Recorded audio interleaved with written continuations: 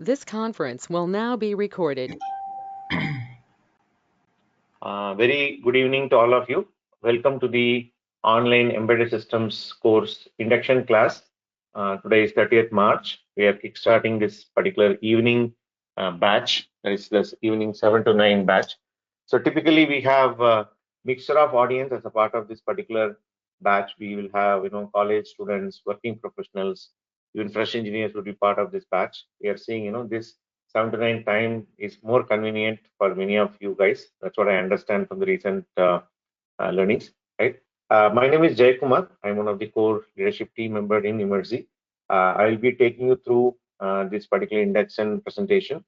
We'll give an overview about the job market, how the job trends are heading towards, and what are the latest changes that we are seeing in the job market.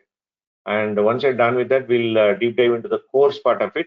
We'll talk about how the course will get delivered, especially when you're learning online. There will be certain challenges and questions related to how I'm going to handle the hardware, how I'll get a support in terms of my learning. If I have some doubts, how do I ask? And of course, we need to talk about placements. How does the placement work? And if the online student will get the similar opportunity as offline, etc., etc. Right? So we will run through as a segment by segment. We will divide into three segments at a high level. First segment, we'll talk about the job market trends and the recent happenings. And then subsequently, we'll get into the technical part. And again, we'll come back and talk about the placement part. Right? So that will be the three segments we'll talk about. And time to time, I will take questions. You don't need to wait. Anything that comes on your mind, you can put in the chat window. So I would not recommend you to use audio or video to ask questions because it kind of disturbs, and if there is any latency, it also reduces the engagement. Even as you can see, I turned off my video today. Typically, I turn it on, but today there seems to be some kind of a latency. Okay, so you can keep typing, and we'll ensure that each and every question is answered. Okay. So in Emergy's terms, we say no question is wrong question or no question is stupid question. Every question need to be understood and answered with its merit. Okay, so anything that comes on your mind, please don't need to wait till the end of the Q&A session or something. As and when you can, you find something coming in your mind, just feel free to type. Okay. So I will group them and answer whenever I am pausing logically by the end of a particular session. And if anything else is that, we can take it up in the towards the end also. So that will be the protocol for today's session. Okay. Shall we get started with the presentation? Can I get a go ahead from all of you? Can you just type in the chat window? Shall we officially kickstart the session? Okay. Because it's telling, then Jayapriya is telling. Okay. Oh, so many yeses coming. Okay. All right. Yeah.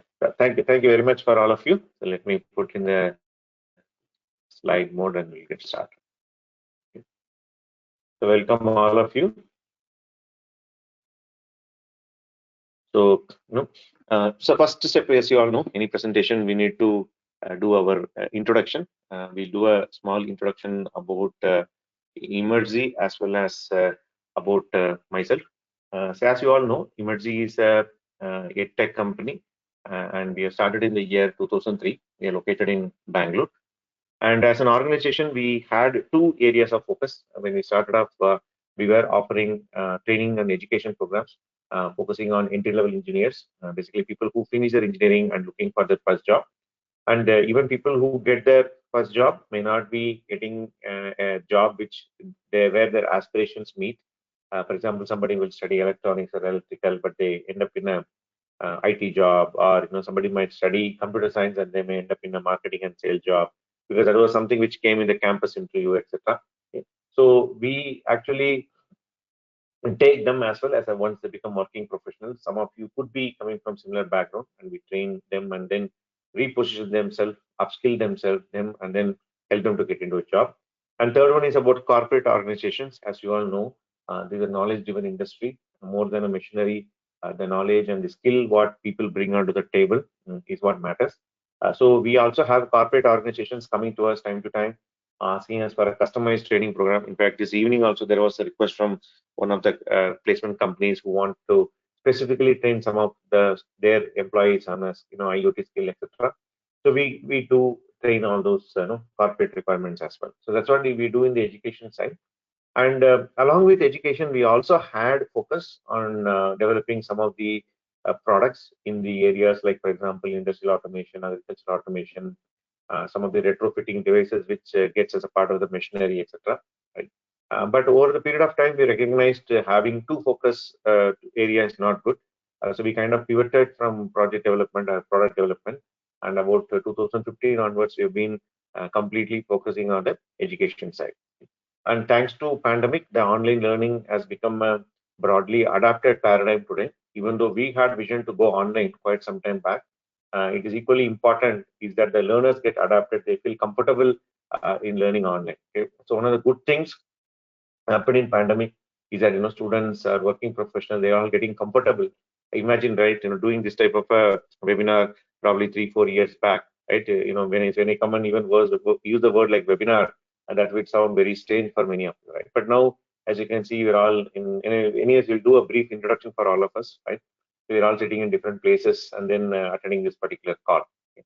So that's a beauty. So we look forward to scale, use technology, the tech, scale our education offerings, and then deliver our programs globally, because we already have a decent number of international students also take up this program. Okay. So we were the people who worked with various companies, and then we started because this is our interest and really passion to impart knowledge. And when you impart the right set of knowledge and skill in an individual and make them employable, you are not only impacting that particular individual, basically it impacts their immediate family and broader society. And also we are building more technical, a capable ecosystem in countries like India, okay, which is going to be very powerful in the industrial post-industrial era, mainly the knowledge era, right? They say the data is a new oil, right? Similarly, the knowledge is going to be the most powerful weapon in the coming years. And Emergy is one of the affiliated training partners, are the we they call it as a TP with National Skill Development Corporation under the Skill India umbrella. Skill India is the vision that the government of India has to skill the automotive, even in sports, hospitality, etc. Because they also understood the qualification or the degree what you have might be good in terms of qualification, and some of you even might have had a very good academic record in terms of getting good marks and grades. But when it comes to applying that particular knowledge in the real life world, there is a huge gap. So rather than making it as a qualification based approach, the government also realized that it should be skill based. So that's when they created the National Skill Development Corporation, or NSDC, whose vision is to implement skill development programs across all the skill sets you can think of.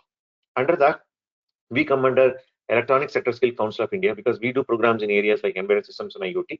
And our programs and our courses get certified by National Skill Development Corporation, or NSDC.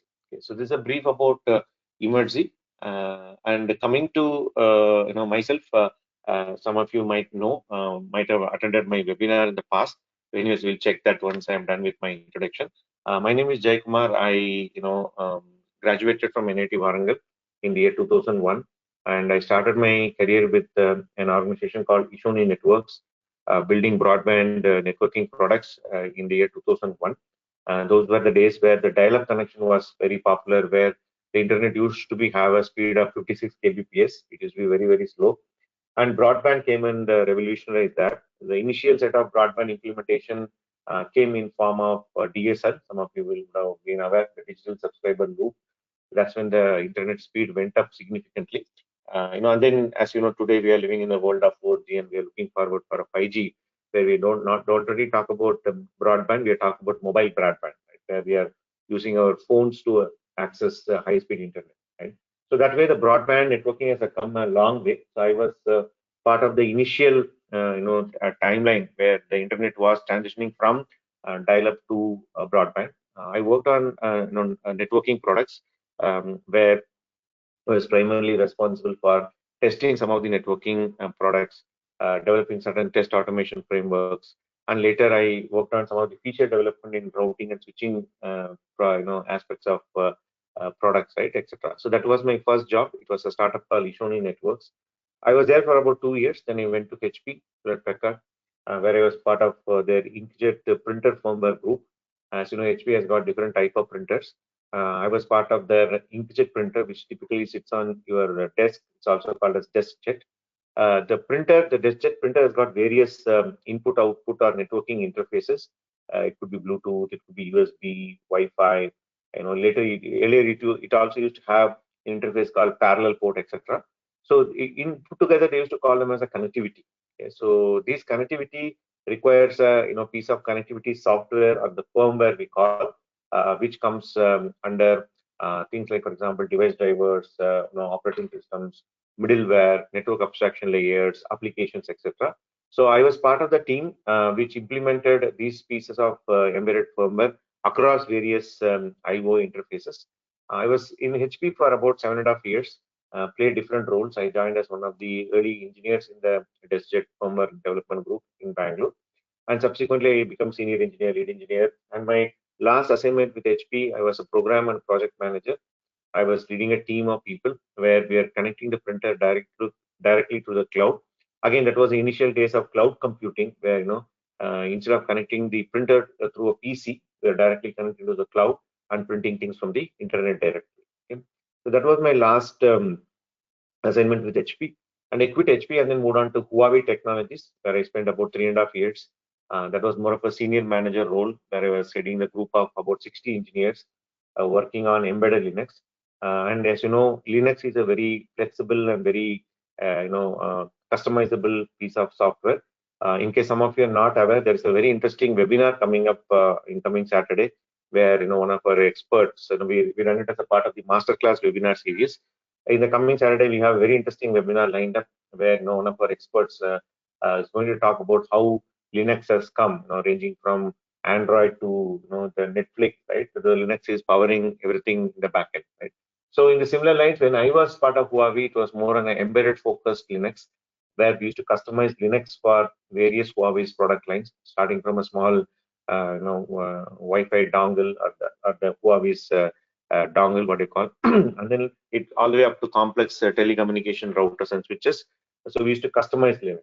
That was my role there, where my team was involved in open source technologies, technology research and development, testing, release, customer support, etc. Okay. So there I was there for about 3.5 years, and as you know, first the company 2 years, then HP 7.5 years, and then Huawei 3.5 years. I spent about 12.5 years between these three organizations.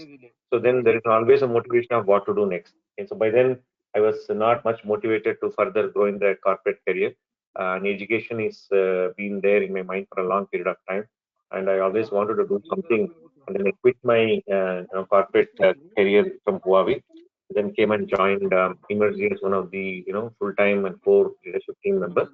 And when I joined, I was part of the technical side. I mentor students, and I also used to take care of the placement activities. But over a period of time, I've taken different responsibilities. So at current capacity, I mainly deal with the placements. I lead the placement team. So that way, majority of the updates you can see, we end up, talking to companies on a daily basis. So that is one of my primary responsibilities, and also I do some of the responsibilities on the business side. So that's what I do currently in my capacity in Emergy. Okay. So that's a brief about Emergy and myself. Okay. So I'd like to pause here and take a brief introduction about yourself. You can type about your name. Anyone's name I could see, but some of them are still giving names like Microsoft account, etc. So you can give your real name and your year of pass out, where you completed, which year you completed your engineering, and which college you studied, and which place you are from. And you can also tell, suppose if you are from an older batch, right? Suppose you are from 2018, 19, you can tell what you've been doing since then. Or some of you, especially in the evening batch, could also be working along with that, along with this course. Right? So rather you want to upskill and come to the core job, right? So you can, if you're working currently, you can also tell me which company you are working for and what is the domain that you're focused on. Okay?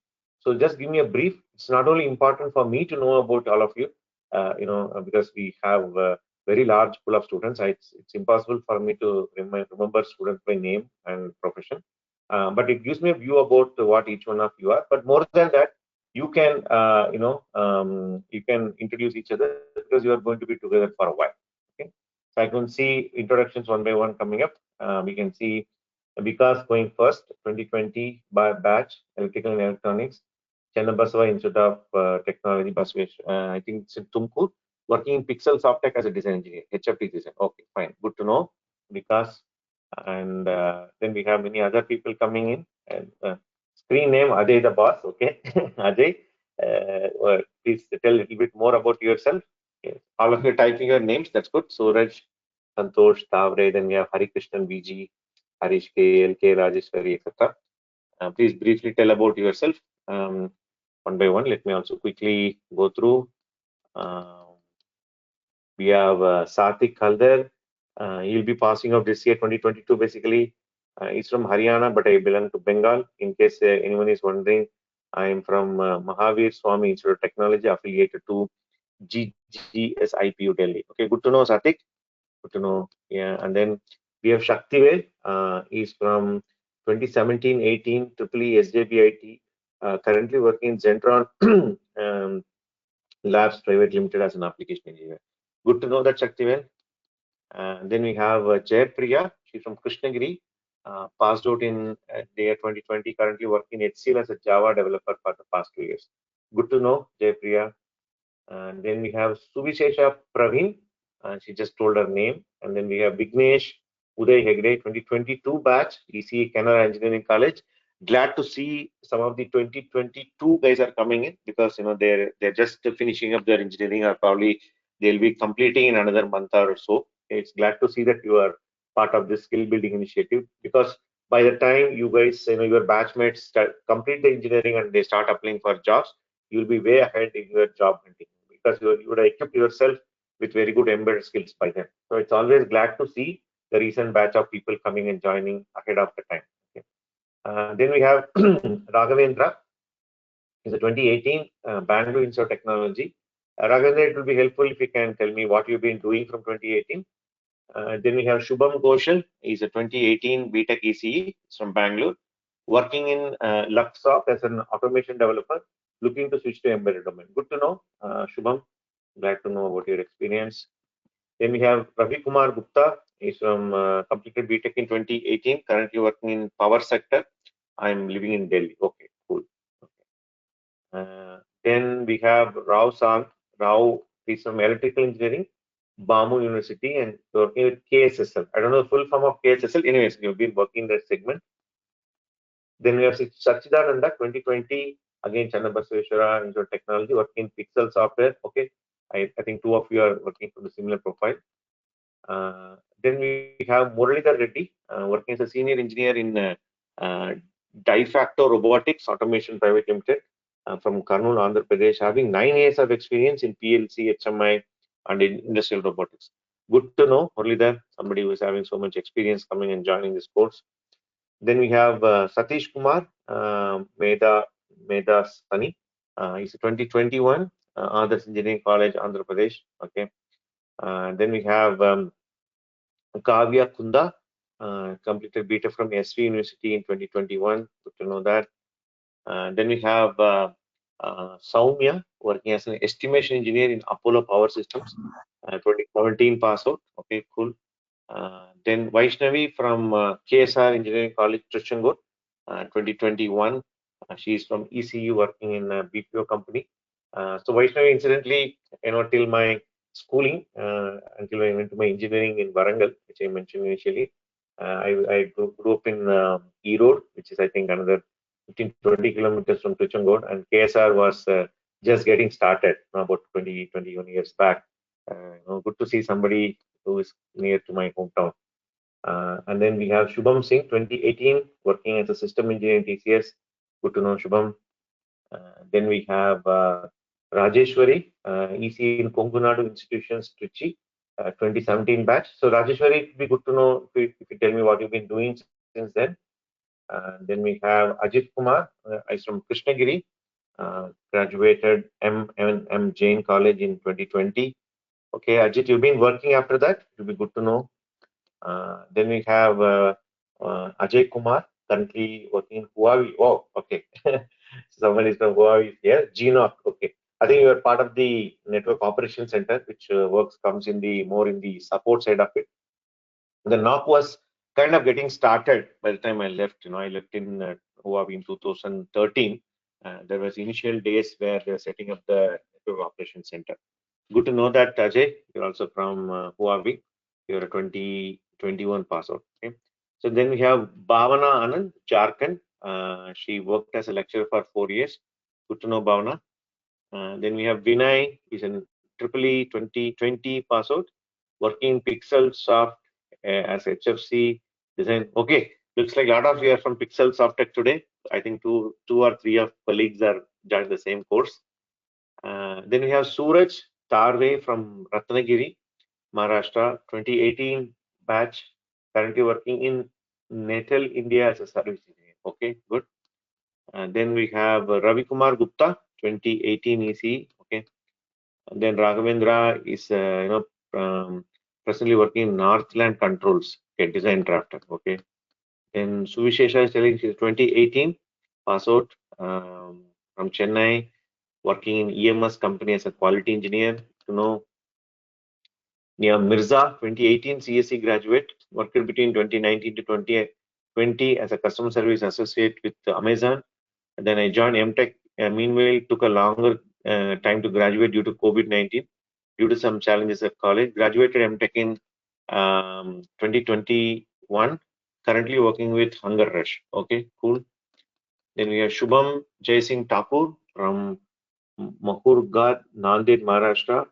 Diploma degree in 2021, MTech in VLSI and embedded system. Gold medal in GH Raisoni University, Amravati. Good to know. We have toppers joined in the class in this particular batch. Ajay the boss, 2016 pass out, triple E from Bangalore, graduated from QISET, Ongol, currently working as a quality engineer in orbital mechatronic systems private limited. Good to know, Ajay. Then we have Hari Krishnan, BG 2022 pass out, Rajiv Gandhi Institute of Technology, triple E, working in University Global. Okay, good to know. Then we have Mayur Muchadia, BE Electrical in VVP Engineering College. Mayur, it will be good if you can tell me a little bit more about yourself, which year did you pass out, etc. Then we have Harshita, is Harshita LB 2021, ECE Kalpataru Institute of Technology, Tiptur, working in Virtusa. Okay, good to know. Then have Indira, I'm fresher and 2021 pass out. My branch is electrical and electronics. Thank you. All right.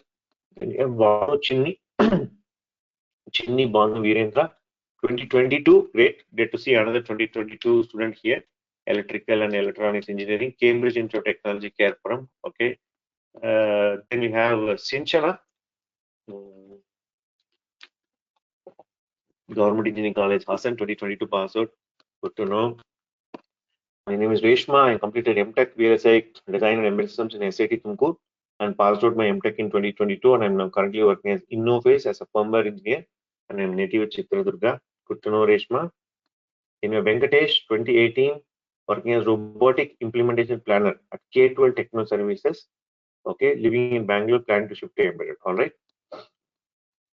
Then we have Kalyan Kumar, BTech 2011, SVU University, Masters from Manipal University, currently working GE Healthcare as Senior Design Engineer. I have 8 years of experience in board design and FPGA. Okay, Kalyan is more coming from the hardware side.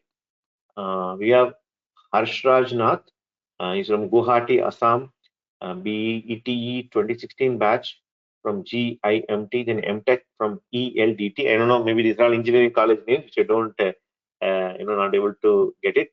2020, former programming analyst training at Cognizant. Okay, all right, yeah. Thanks, Harshraj. So Prashant Pal, 2021 ECE, Gurukul Kangri Vishwa Vidyalaya, Haridwar. Wow, okay. The holy place, Haridwar. Yeah, Prashant. And then we have Nihar, 2021 B from Rajkot, currently working Vodafone Idea Limited company. Great. So we have Bhagiraj from Bharat University, 2021 in mechatronics and living in Chennai. Good to know, Bhagiraj. Niranjan, graduated in electronics and communication from SDMIT, 2020 from Chikmagalur. I have 1.5 years of work experience. working in Amantia Technologies. My previous role is software engineer working in telecommunication project. All right, great. LNOC. Okay, got it. Ajay. Then Rajeshwari, I don't have any experience so far. No problem, Rajeshwari.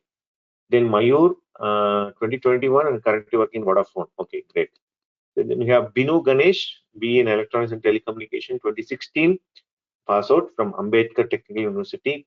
Currently working as a plant maintenance manager and a radiation safety officer in a plastic film manufacturing industry. Wow, from manufacturing background. Jagrati, Triple E, currently working in HBL Power Systems. Fine. Then we have Bhupati Raj, B Instrumentation and Control, working current Chennai, currently working service engineer. Good. Then we have Uday Shankar, B Electronics and Instrumentation Engineer, currently working as a technician at gas turbine power plant Ramnath. Okay, great. Okay, very glad. Thank you very much for introducing all of you.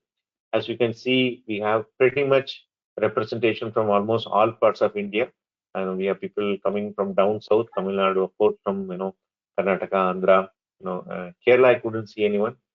People from Maharashtra are here, Jharkhand, right? The way north, way east, right? So we have people even from Assam, right? So good to see mini India here. So very warm welcome to all of you, right? And one interesting thing, as you can see, good number of you are having work experience, are currently working, but your work domain is not, exactly falling in the embedded system space. Maybe you are somewhere around that. You are involved in manufacturing, the embedded systems, or you are more involved in the PLC kind of thing, but you're still not in the core side of it, right? So that's one of the motivation for you to take up this course. Or some of you may be completely coming from a different background, say Java or any other application domain, or from an IT domain, working with company like Cognizant or with Chusa, where you wanted to come back into your core and go in this particular sector. Okay. So whatever may be your background, it is definitely possible for you to achieve your goal of skilling yourself and then getting a new career or an alternative industry like core industry. It is very well possible. It's all about skill building, which we'll talk in the subsequent slides. Okay, Hari is telling I'm from Kerala. Okay, sorry Hari. Okay. We have almost all the state present here. Okay. So that's about company overview and our overview. Okay. So a couple of questions before I okay, before we get into the discussion, right? Okay, Sathik is telling, good to see so many people here trying to switch their domain. Gives me confidence that there is something in embedded domain. Not something, Sathik. There are so many things happening in terms of jobs. And I'm happy that people like you who are doing it early. Somebody, as you can see, they would have gone into a particular job, worked there for 3-4 years. Then they might have seen that it is not giving them enough career growth, right?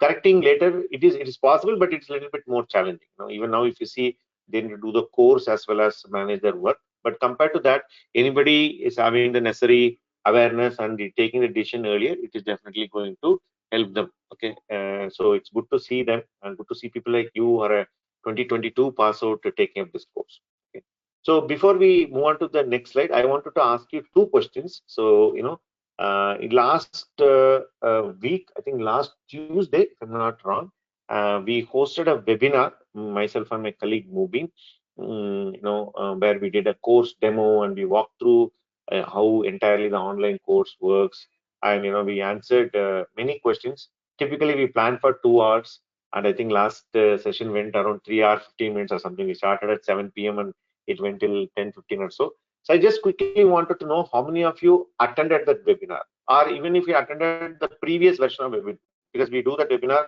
once in a month, right? Okay, can you just type yes or no if you attended webinar? We can just okay. Shubham is telling he followed on this thing. Okay, okay. Then Satik, Chinni. Okay, some of you are saying no. Okay, okay. Attended. No, no, no. Okay.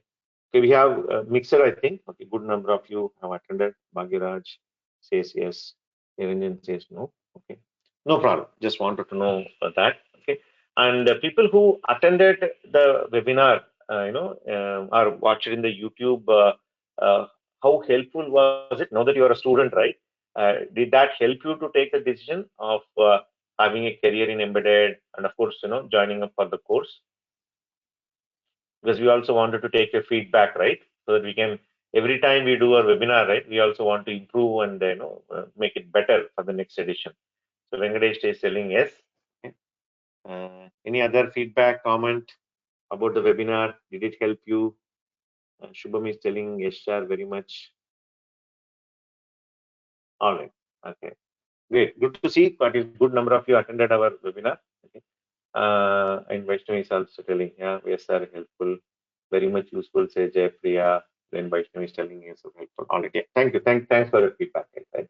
So another point, okay, Satvik is telling, I showed the recording to my parents was really helpful.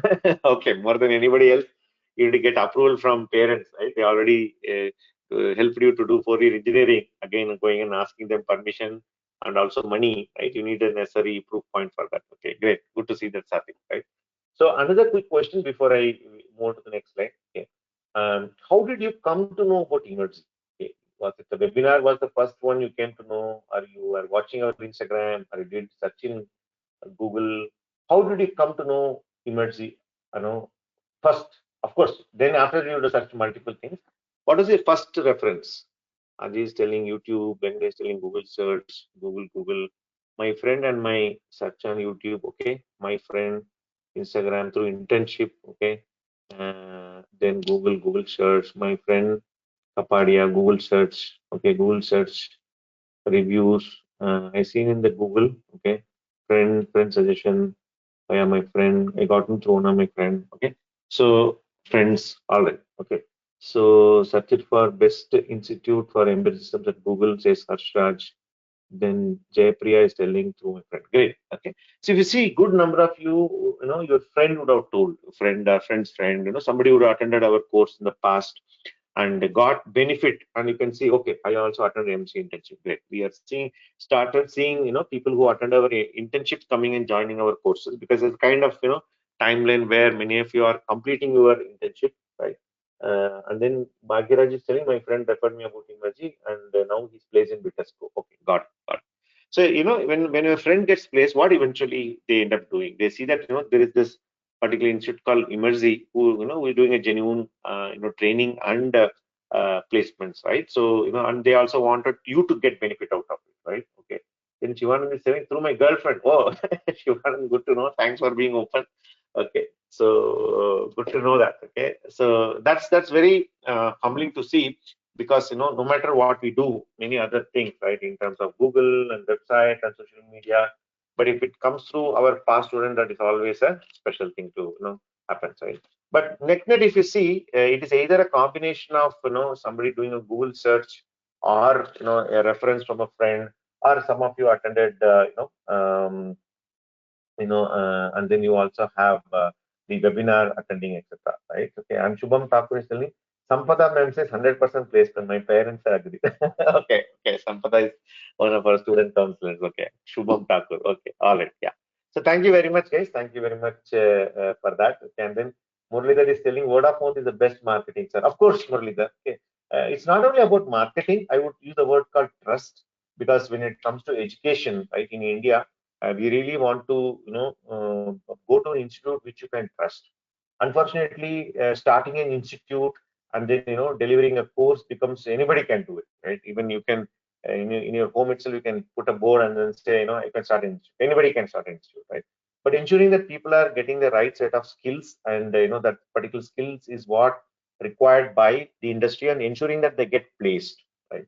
Because if you look at slightly behind, right, when you join your engineering, and you spend 4 years of time hoping that something good will come through by the end of the 4 year, right?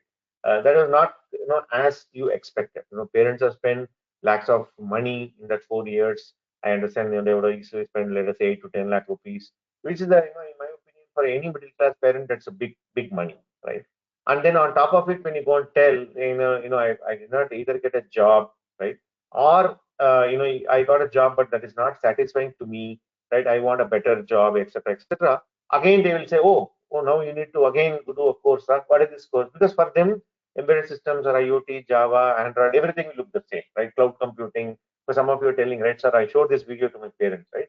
Because for them, they may be wondering, like 4 years they could not get the job what the engineering college has promised. but how come an institute can do it in a matter of 6 months, right? Or sometimes it happens even before 6 months, right? Okay, so that's a game that we're going to play, because we are not going to play by the same rules, right? When I say same rules, if you look at when you are in college, right? Typically, the academic record matters, or your year of password matters, right? But we are going to change that. We are telling you are not going to play the game. We're telling that I've been playing Test cricket so far. We're telling let us change the rule. Like anyways, IPL is happening, and I'm a cricket fan, so I'll keep taking a lot of cricketing examples in my webinars also, right? We say no, we're not going to play as per the Test cricket, 5 days cricket. So we are going to play a T20 cricket. So when you switch from a Test cricket to a T20, the rules has to change, right? So that's what we are going to do in this 6 months program or 5 month program online course, right? So we are going to make this particular game skill based rather than qualification based, rather than era password based. Because we also have some of you are coming and telling, right? I'm a 2017 pass out, right? Then when you need to little bit nudge them and say, hey, what have you been doing from the past 4 years, right? And then slowly, the response comes in a little shy manner, saying that, sir, I've not been doing much for the past 4 years. Probably you would have tried, you would not have got a job, right? For these type of people, right, if they go with the same old equation, saying that, I'm a 2017 pass out, or I'm saying I did an M Tech, but still I did not get a good core job. Some of you already told in the chat, right? So that's not going to happen. Okay? Unless you change that game, you are not going to win the game, right? If you keep playing by the old rules, anyways, you are already defeated there, by now, right?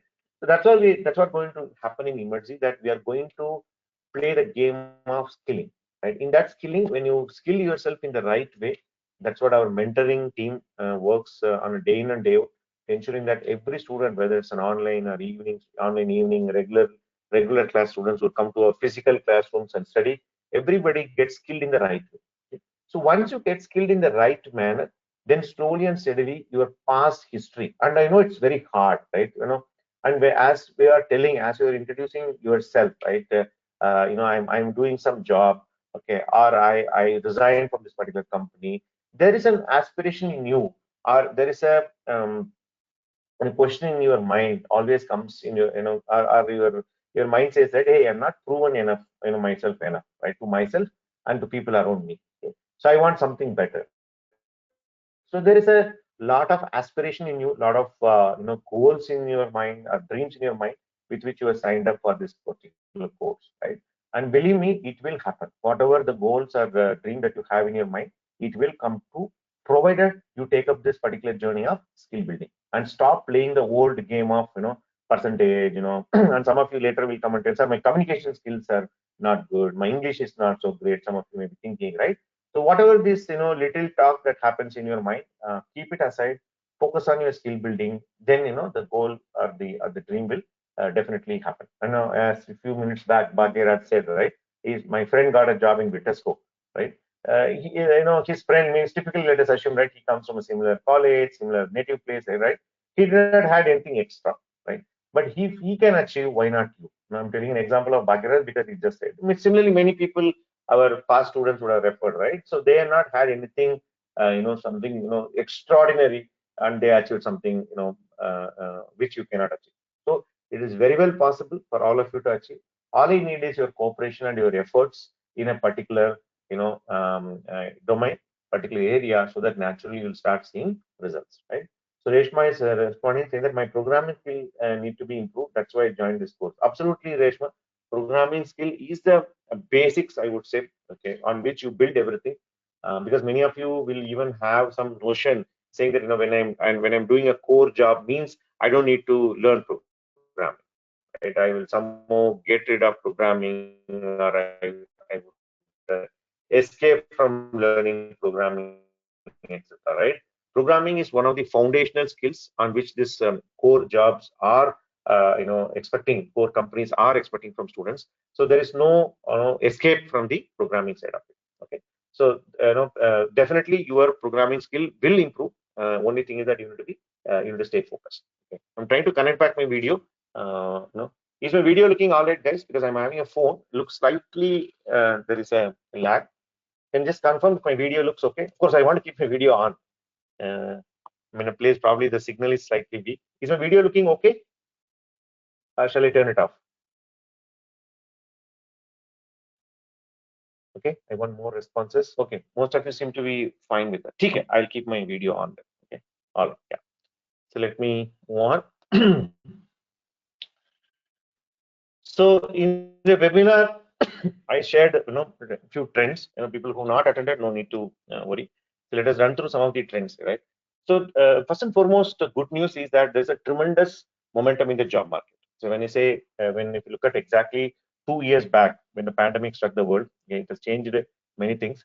And one of the significant impact that it has had is with respect to job market, right? Many people lost their jobs. Either that particular whole industry went away, or some of them got laid off. We were in a concerning zone if you exactly look back at March 2020. Right? So from there, we have come a long way with respect to the way how we handled the entire world handled the pandemic. Right? And today, if you look at right, the job market is under tremendous growth. Okay, there are many reasons behind that. Some of them I'll try to touch upon. Right, and companies are struggling to hire skilled people. So when I say there are two words there, one word is called companies. When I say companies, this includes companies which are startups or companies which are mid-sized companies or MNCs. Right, every size company is struggling to hire the another word you can say skilled talent. Right, it's not anyone and everyone because these companies work on core embedded, which consists of automotive, the IoT, robotics, uh, you know, and upcoming technologies like electric vehicle, etc.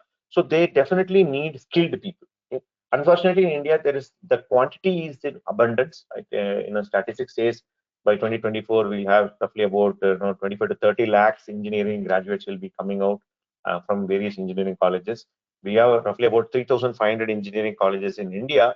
But what about the quality? Right, the quantity is there, but the quality is not there. And when I say quality, it's not with respect to qualification, but about the skill which is required to do this type of jobs. Right?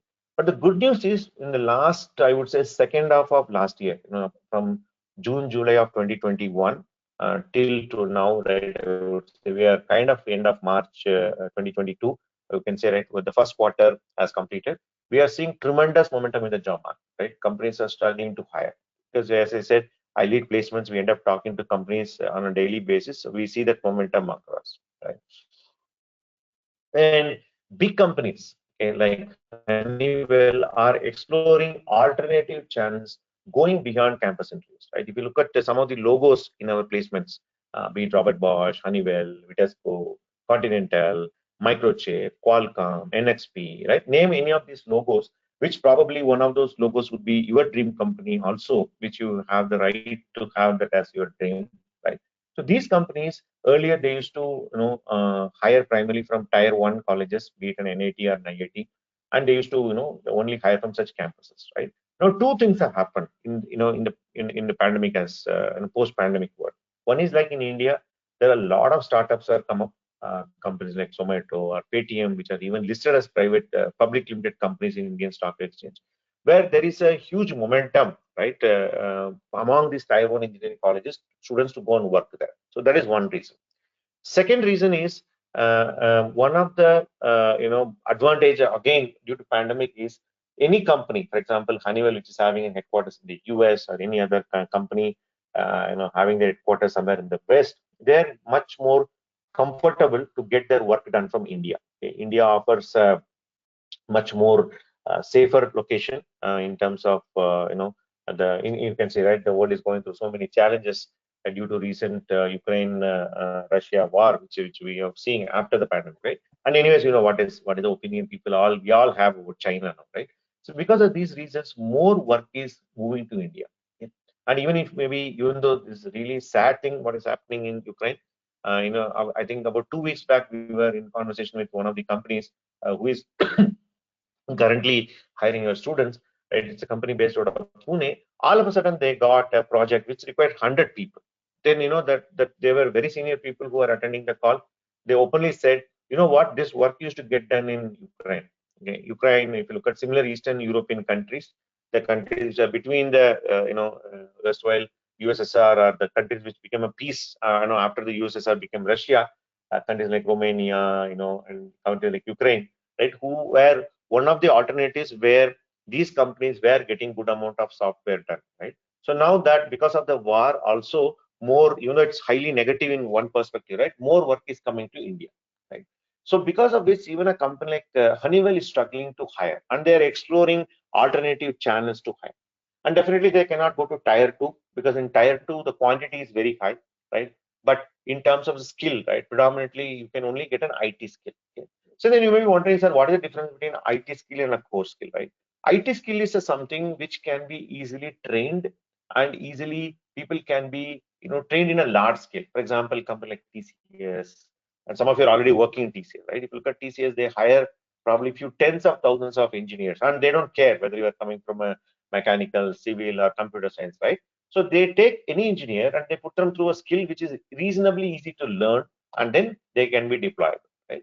So this particular core technology, be it embedded systems or IoT, it doesn't work like that.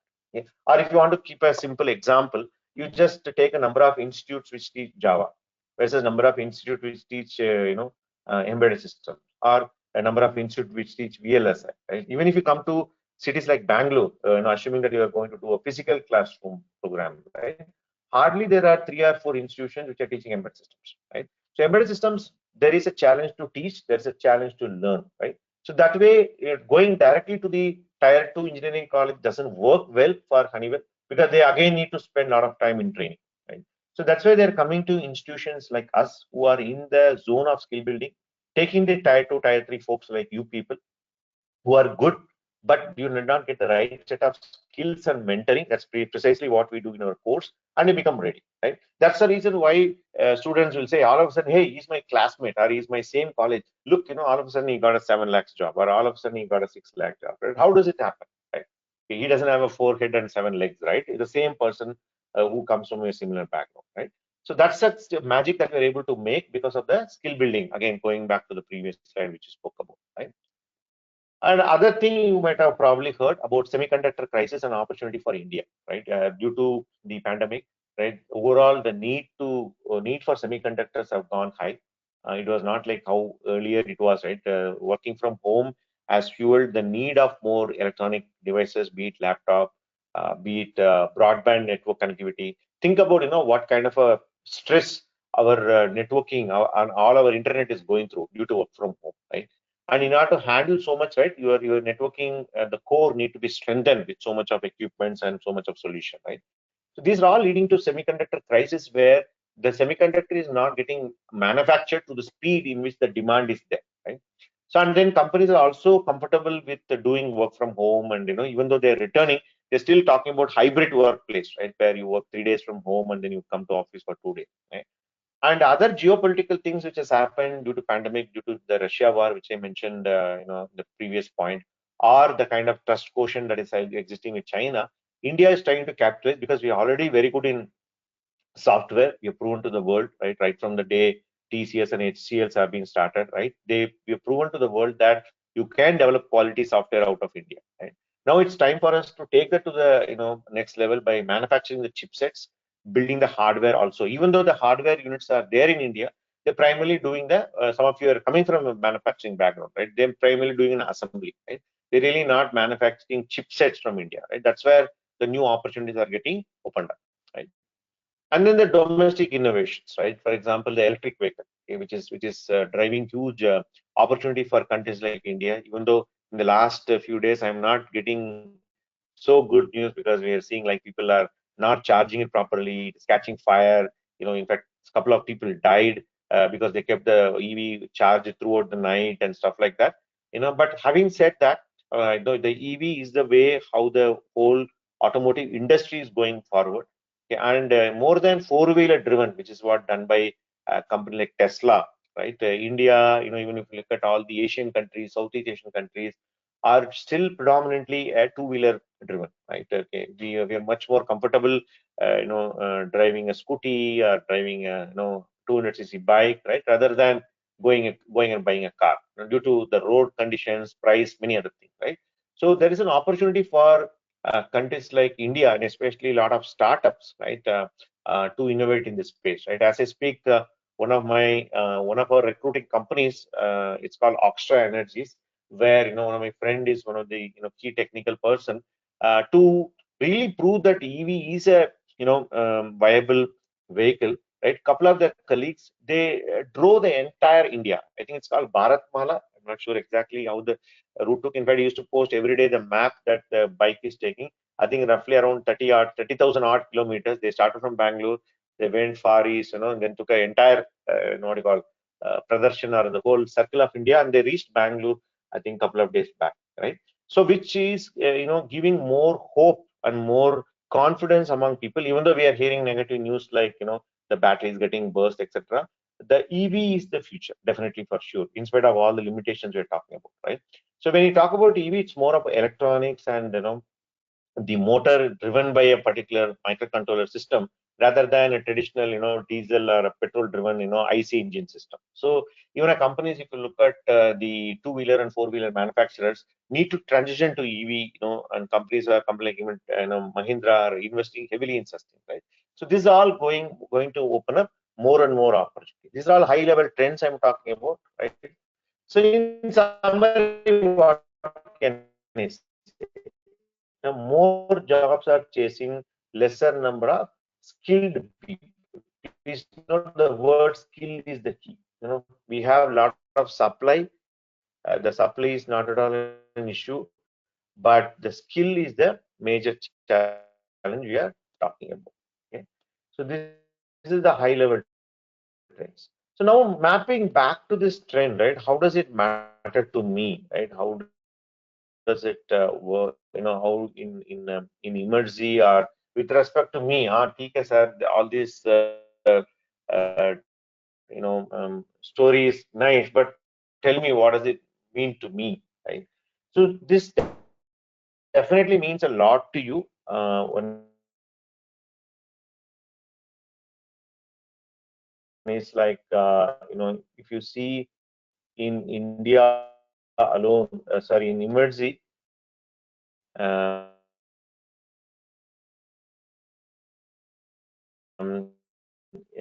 the Q1 has got a tremendous momentum in terms of placements. Okay, audio is lagging. I think I again got into some network, so I'll switch off the video now. Okay. Is my audio better? Because video, I feel now. I turned off the video now.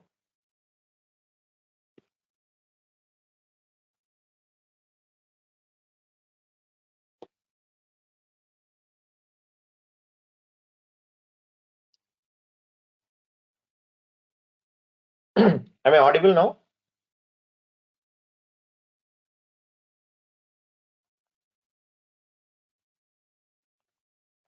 All right. I think we'll keep the video off. I think, there is a lag, as I mentioned. I turned it on in between. I think it's still creating some issues. No problem. Okay. So we'll keep it off. Okay. Audio is the key here, right? So if you look at emergencies placements, right, how does these 4-5 trends which I spoke in the previous slide affecting us, right? So Q1, which is like nothing but the March, which is closing tomorrow, we saw very good momentum. The momentum, as I told, which started in the second half of last year, which continued in Jan, Feb, and March. About name any company, Continental, NXP, Winner, Bosch, Microchip, they're all hired in the month of March 2022, and 95% of the companies are hiring in the digital mode. So when I say 95% of companies, what do you mean by digital mode? Which means to say you don't need to come physically for a written test or an interview. You can be wherever you are. You all told about your native place, etc. Right? You can be there from your home itself. You can take your written test, attend the interview, and even get onboarded. Okay. Only few companies are even asking them to come to Bangalore office. Right? If it happens, that's good. But until you get a job, you don't need to come to Bangalore. And we start by seeing this momentum only. We are strongly recommending to students also, compared to offline versus online. Right? We are recommending students to come online. Okay. It's mainly because you can save a lot of cost, because when you come to Bangalore and stay, right, the accommodation, travel, etc., is quite high. Added to that, anyways, it doesn't make any difference with respect to placements. And training wise, we know that online and offline gets delivered in the same way when it comes to the effectiveness of learning. So there's absolutely no issue by learning online. In fact, you're getting benefited because of doing online, right? What companies are bothered about is the skill again. In fact, when we send you guys to placements, right? We really don't tell whether you are an online student or offline student. In fact, companies also don't care. They said, when you come to interview, whether you can prove, and they all know that we do online classes, right? Okay. So skill matters. Online or offline is not a concern. Okay. So this is a graph which I show in every webinar, even the last webinar which we did the last Tuesday, we showed the same graph. So this is a graph where we plot the data of number of placement drives has happened in 2020, 21, and 22. Okay. So 2020 exactly, if you look at 2 years back, precisely if you look at the March is when the pandemic has hit. We did the 13 drives. You can see these numbers are nothing but number of placement drives that has happened. And in March 2020 itself, we did 13 drives. We're expecting that at least we'll do double that. But the countrywide lockdown was announced, and the students were asked to vacate the PGs. Companies really don't have an idea about how to work from home, etc. So then the placement took a hit. Placement, we did only one drive in the month of April. And if you look at these 45, 50 days, the entire country was locked down, if you remember, right? And then slowly from May, companies have realized that the online way of working is going to stay. Okay, and then slowly we started seeing some improvement, in the blue pillars which you're talking about in terms of number of drives. Okay, that's when some of the students, we also launched our course online, and companies started recruiting students online.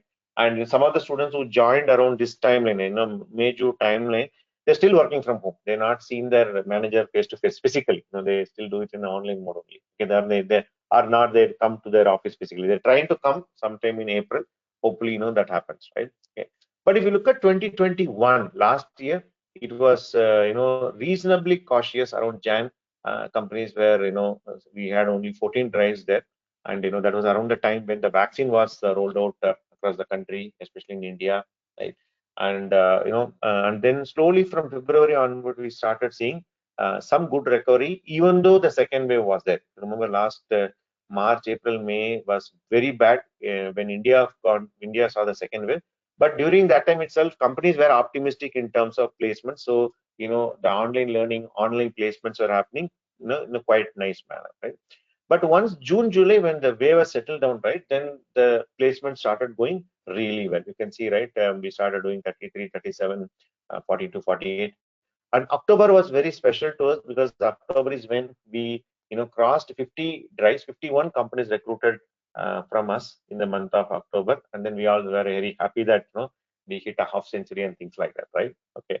And then even November, December also went very well. In fact, I clearly remember we do monthly meeting, and in the December monthly meeting with our students, I was telling, right, after December 15, right, typically companies won't recruit because people go for vacation, and especially in the West, right, there's a Christmas coming along, and there'll be a lot of get-togethers, etc. So people generally take off, from December second week onwards. But to my surprise, even on December 30th, there were drives happening, which gave me a hint that the 2022 is going to be better. Okay. But to be very open, as you can see here, right, the 2022 is being simply a dream run. You can see the green tower. We are sitting in the month of March now. In January, we had 71 drives, and February, we had 55 drives, and 74 drives in March. Okay. And by the way, in each and every month, right, there are two things we talk about. One is the number of drives and number of applications or the companies which are visited. In all the 3 months, we had 100 plus companies visiting. For example, in January, we had 108 companies visiting us. Okay. And in February, we had 101 companies visiting us. And in March, you can see already 110 plus companies are visited, even though tomorrow is the last day for March, right? We may still get another 3, 4 tomorrow, right? Okay. On an average, we have 319 companies have visited in the last 3 months, right? In fact, we are struggling to schedule companies. If you look at the simple mathematics, right, 22 days of working day is what is there in every month, right? So 22 days and 108 companies, right? If you schedule our students, right, I need to schedule at least 6 interviews per day, 5 to 6 interviews, which is my placement team is struggling. Okay, they're telling like, same student, same timeline, same, we're not able to, slot them. And if you look at one of the reason why, in February we had 55 drives was because in February only had 28 days, right? Okay. So that's what I mean when I said in the previous slide, the job market momentum, right? Okay. So we are struggling to even cater to our, clients, placement clients in terms of scheduling that drive. And our students attending, let us say, 2 interviews, 3 interviews a day, it is becoming quite normal. This is not something, you need to be, not something very, very surprising. Okay, so this is one data point to consider, right? The second point, which I will quickly show one more graph here, which I showed in my last monthly meeting, which would be a little bit more detail oriented. It's not completely updated. It's little 1 week old data. Um, Let me show what I shared with our students last week.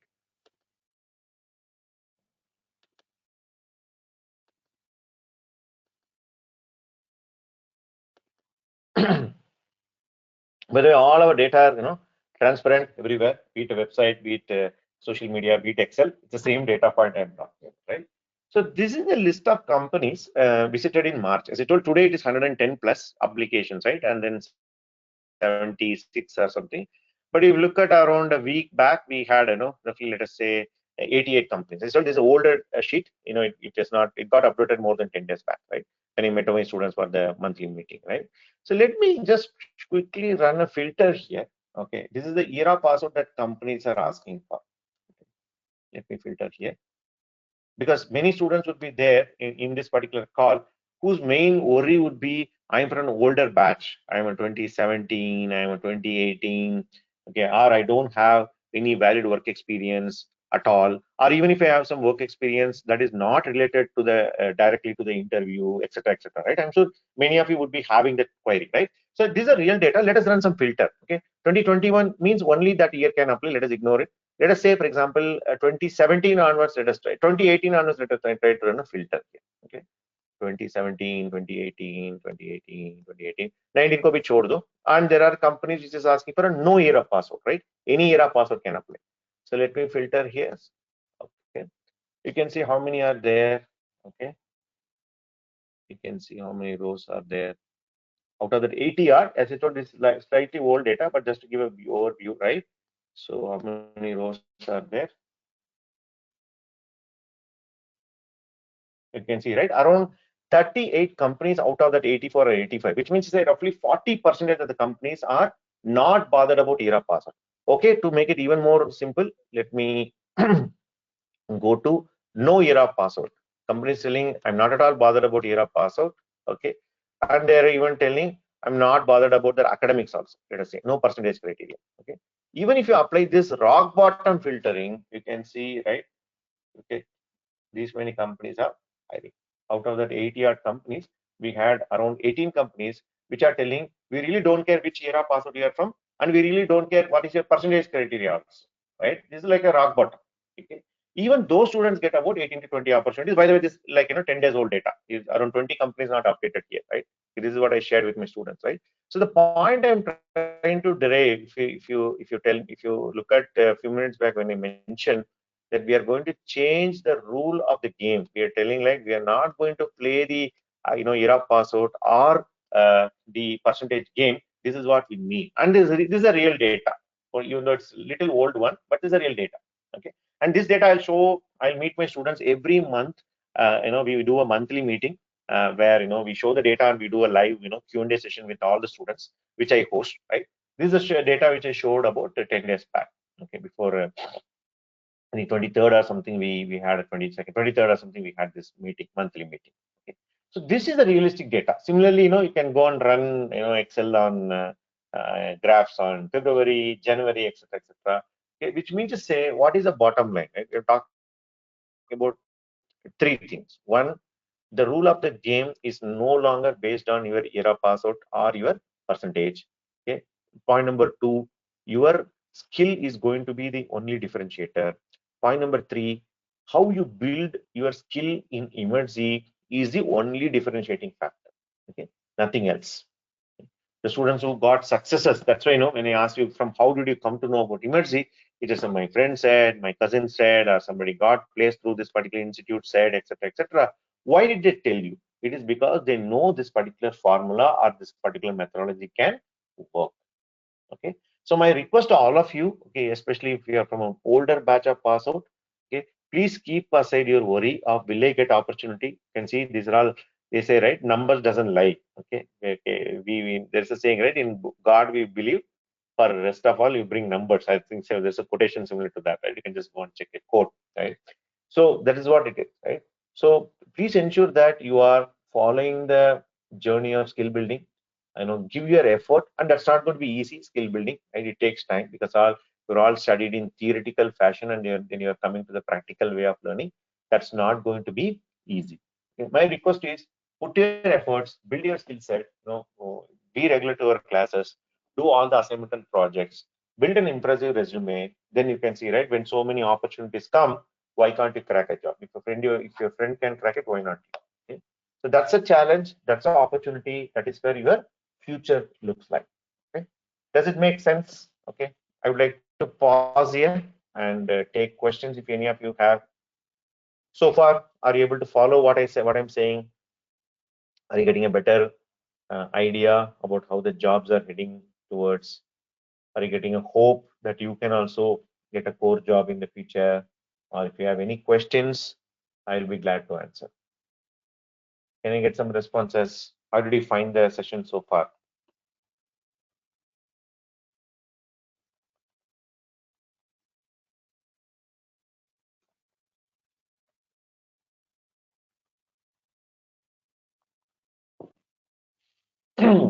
Mirza is telling good.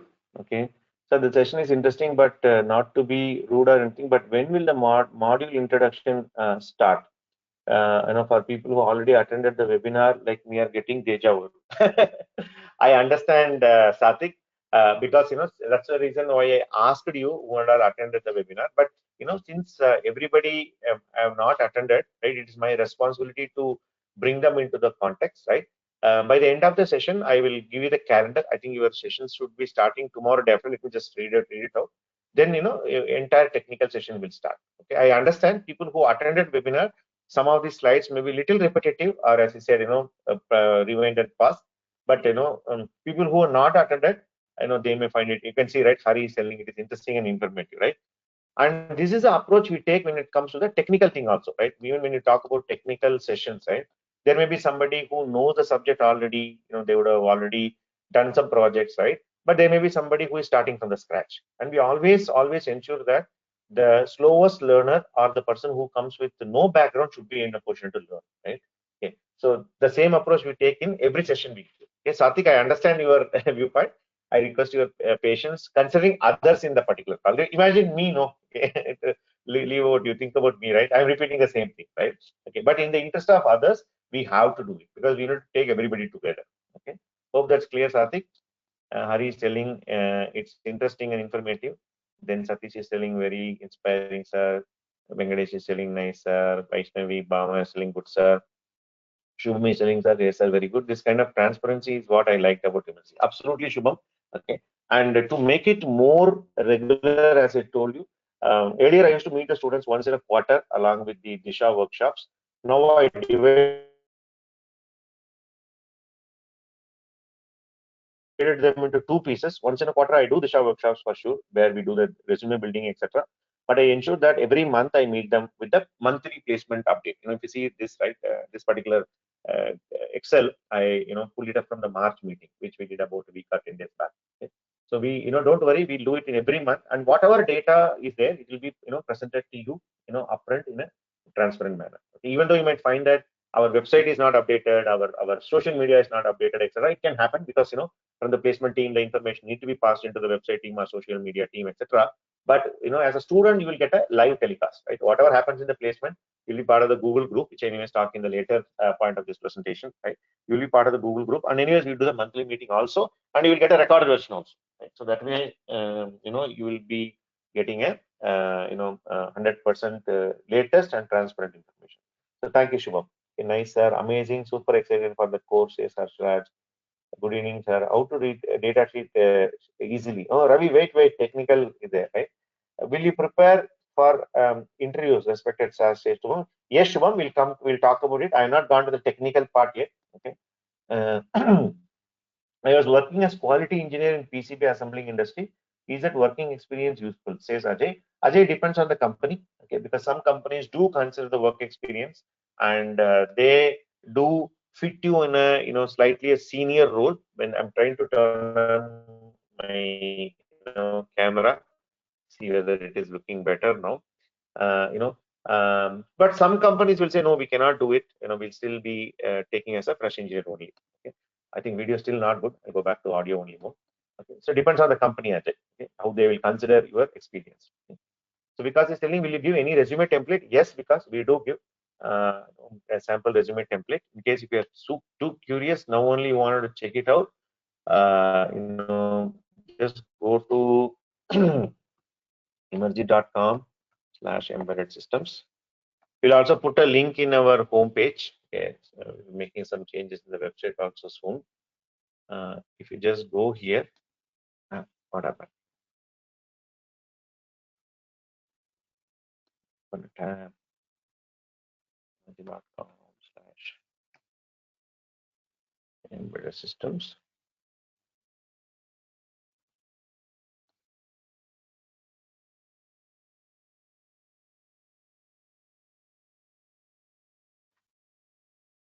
Yeah.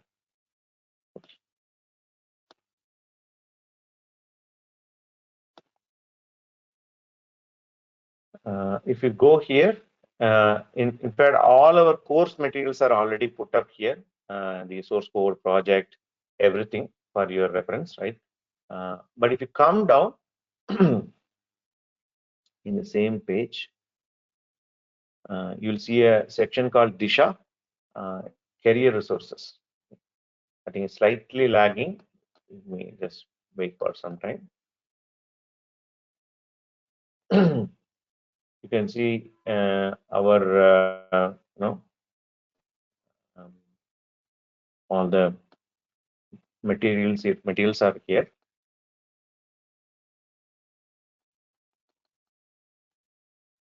so because it's asking.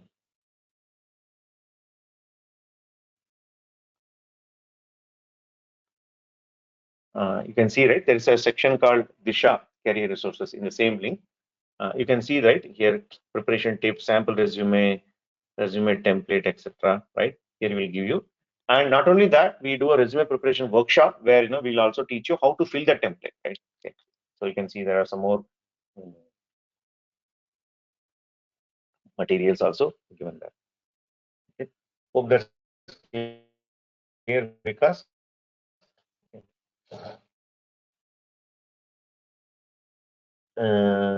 make continue to like knowledge floating, sir.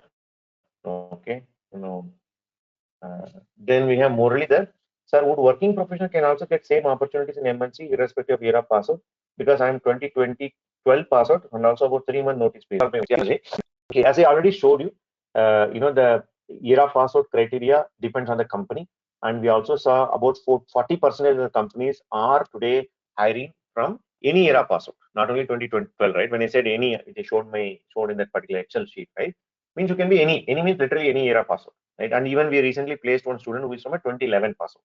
Okay, that is point number one. So your year of passed out will not be an issue, as long as the company is willing to consider. About 40% of them are hiring without any year of pass out, which is showed in the Excel sheet, right? Point number one. Point number two, working professional. This is a very normal question about the notice period. In fact, Muralidhar is telling, how do I take care of the notice period? Okay. So when you start applying for your placements, right, you can start applying after you're done with your C++ module, right? You can start applying. I'll talk about it in my subsequent slides in the technical section, right? When you're attending the interview, especially when you're proceeding in the later rounds, right, when you're going to the HR round, etc., just let our placement team know, okay, that you are working professional, you are from an evening batch, and you have a 3-month notice period. Similarly, some of them may be having 2 months notice period, 1 month notice period, etc. Right? Okay.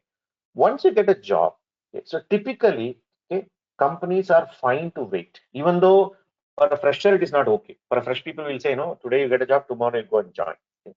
If you're working professionals, and we are also very transparent. Tomorrow when you go there, you can very well tell I'm working and I'm doing this particular course in the evening timeline, right? Okay, so companies are willing to consider this notice period.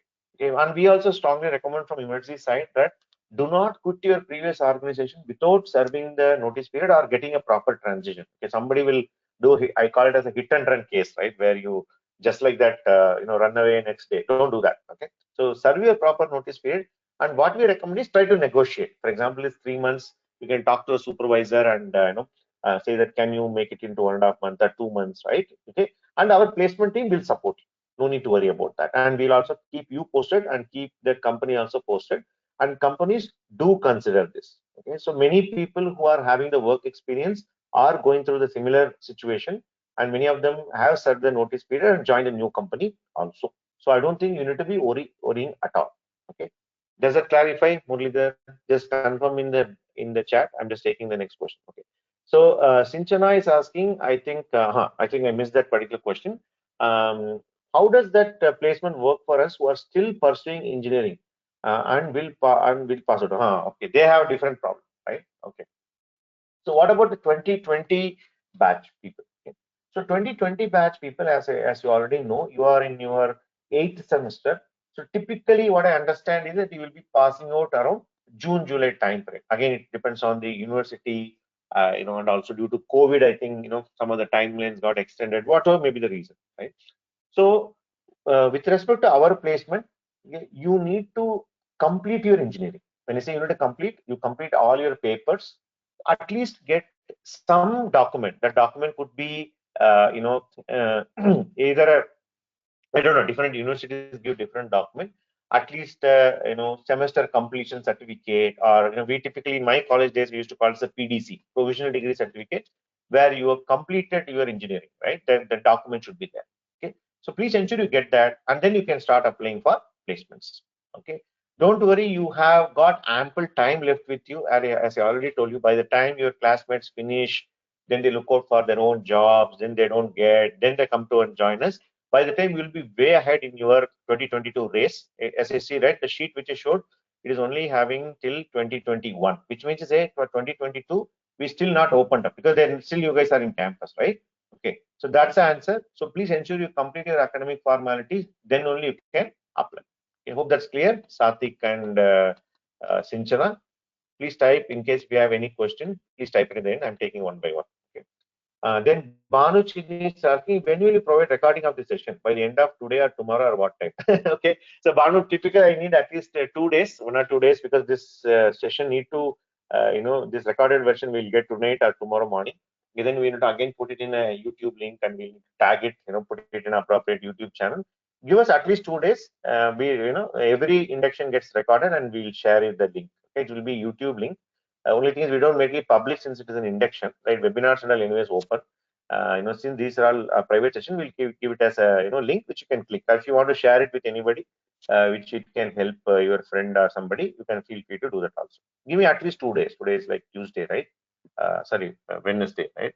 Thursday, Friday. At least by Saturday, you can expect Manu. Okay, the recording of this session. What type of programming used in this course? Ravi Kumar Gupta is asking. So programming wise, we'll be teaching you 3 programming languages. The primary one is the C programming. Anyways, I'll get into the technical aspect shortly. Right. Along with that, we'll also be teaching you a scripting language called shell scripting, which will be part of the first module itself. And then you'll also be studying about C++. Okay. So I would say more than 70% of the weightage is for C programming, maybe 20% for shell scripting, and 10% for C++, right? Because if you do our C programming well, which is the most challenging module, even though you might have studied C programming in your college already, right? People will think that studying some loops or studying our arrays is all about C programming. C programming is way beyond that, especially our C programming. You can just go through the material given here just to get a glimpse of it. You can see here just above the session, it is listed. You can download all the contents and then you can check it out, okay, and then see the depth that we bring in. Okay. So that is the most challenging. If you do our C programming well, you can get a job. Okay, as simple as that. So ensure you focus on C programming. C++ and shell are more of an added advantage. It was more of a good to have. But the core part is about C programming. Hope that's clear, Ravi. Okay. Then there's a question from Harshra. So I'm BE 2016, MTech 2022. So will my era password consider as 2020? That's correct, Harshraj. Always companies consider the latest era pass out. Okay, and then I don't know what you've been doing from 16 to 20, whether you are working somewhere. I probably missed few points there. That is also not an issue. Some of you may be having a gap also. I think some of you are studied in 2017. After that, you've not done anything. Or some students come to us, they try for GATE exam, they try for, let's say, some banking exam, right? So they come back, they come and join our course after the gap. Even the gap is not an issue. Can we tell people also be transparent about it? When you go to an interview, don't tell any hookup stories, right? I did this, I did that. You say, okay, I tried this and it did not work out. Okay? But rather you focus on our course and build your skill so that when you go to the interview, your skill and project what you gained in our course is having much more importance than what is the reason what happened between 2016 and 2020. It could be for anybody else also. I'm just taking example of Harsharaj Nath here since he's asking. Okay. But in terms of year of pass out, it will be 2020. In case any of you have any gaps, it could be between 10 and 12.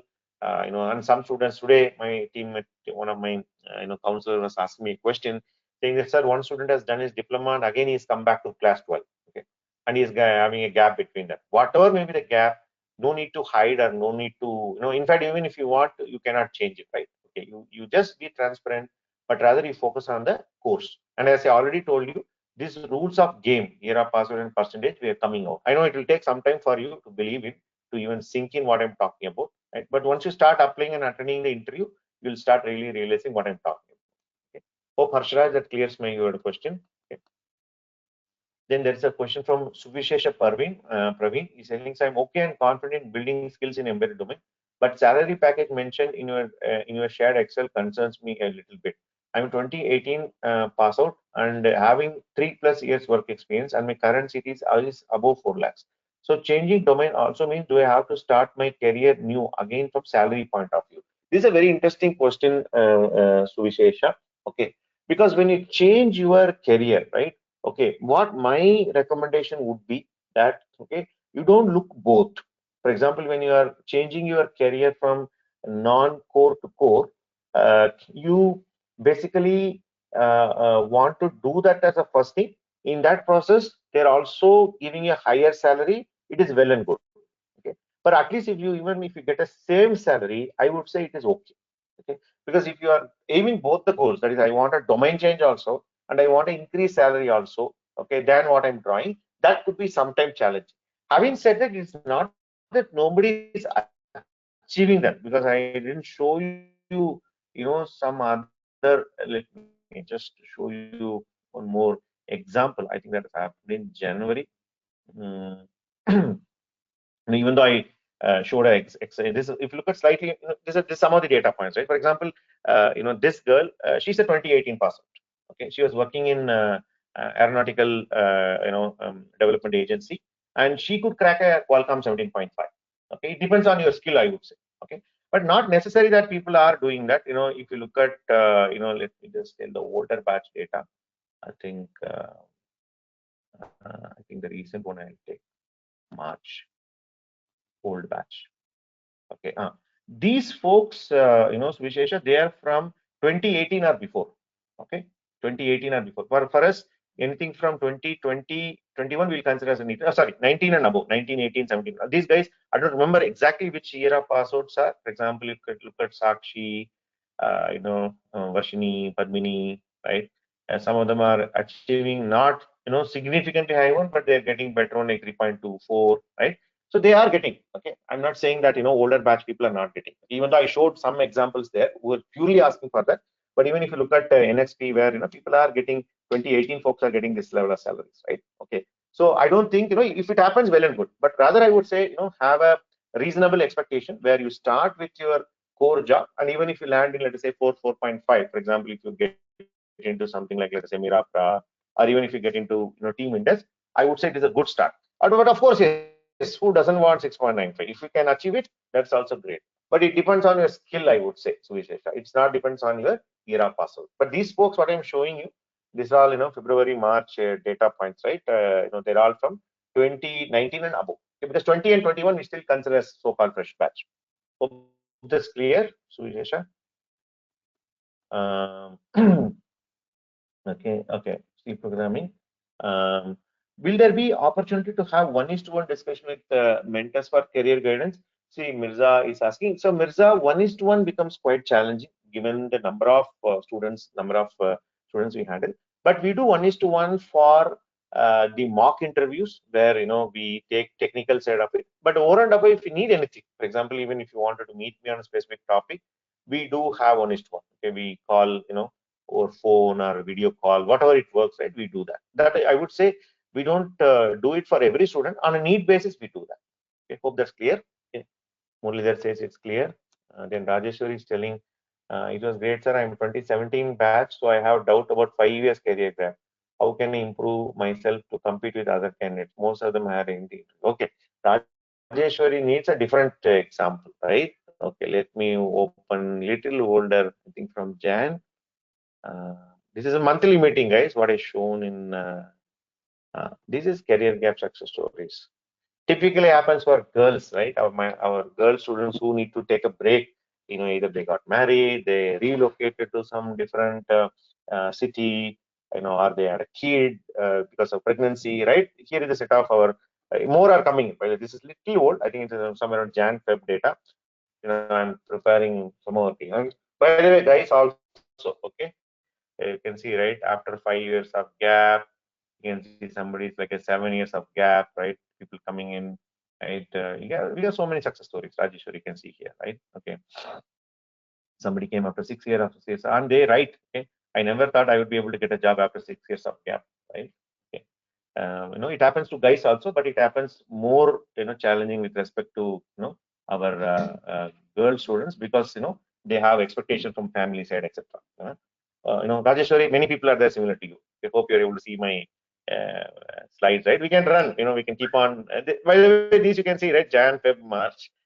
These data I share with our students in the monthly meetings, right? Which I try to get it from the latest placement data. I just show them a sample, right? Okay, these are all the variety of people, and and some of them I think we even have people who are from mechanical engineering coming and cracking such jobs, even though it's not a super duper exciting type of offer, right? Them getting into an embedded job with a 3 lakhs package, I would say it's a phenomenal achievement, right? Okay, and you can see somebody like Jigan Sujana getting 2 job offer. Anyways, it was a different story, right? So like that, you have every combination you guys can you can ask me questions. We have examples, right, of people achieving results, right? Only thing is you need to stay focused. Okay? Leave out your past. I'm sure you'll have a lot of concerns, worries, etc. Just focus on skill building, then results will automatically happen. Hope that's clear. Rajeshwari. Typically, girl students will catch me, older batch people in my webinars or in my inductions, right? So they would have gone through some challenges due to which they had the gap. Yeah. Then we have Reshma. Actually, I need to get hands-on experience in C programming. If I'm slow in program, will you help? You help me, right? See, Reshma, as I told you in the beginning, when Satik asked me a question, sir, some of the contents looks repeating. I said any batch, even a technical topic when we teach, we ensure that the slowest learner learns. Okay, let me repeat. What is our goal? We keep it to all our mentors that the slowest learner in the batch should be able to learn. Okay. Anyways, the fastest guy anyways learn. No, okay, he doesn't. He will learn faster. Okay. So for us, it is always the people who are having lack of ability or lack of confidence, right? We focus on that. Okay. So if you are slow, what I would suggest is 2 things I'll tell you. One, you spend more time.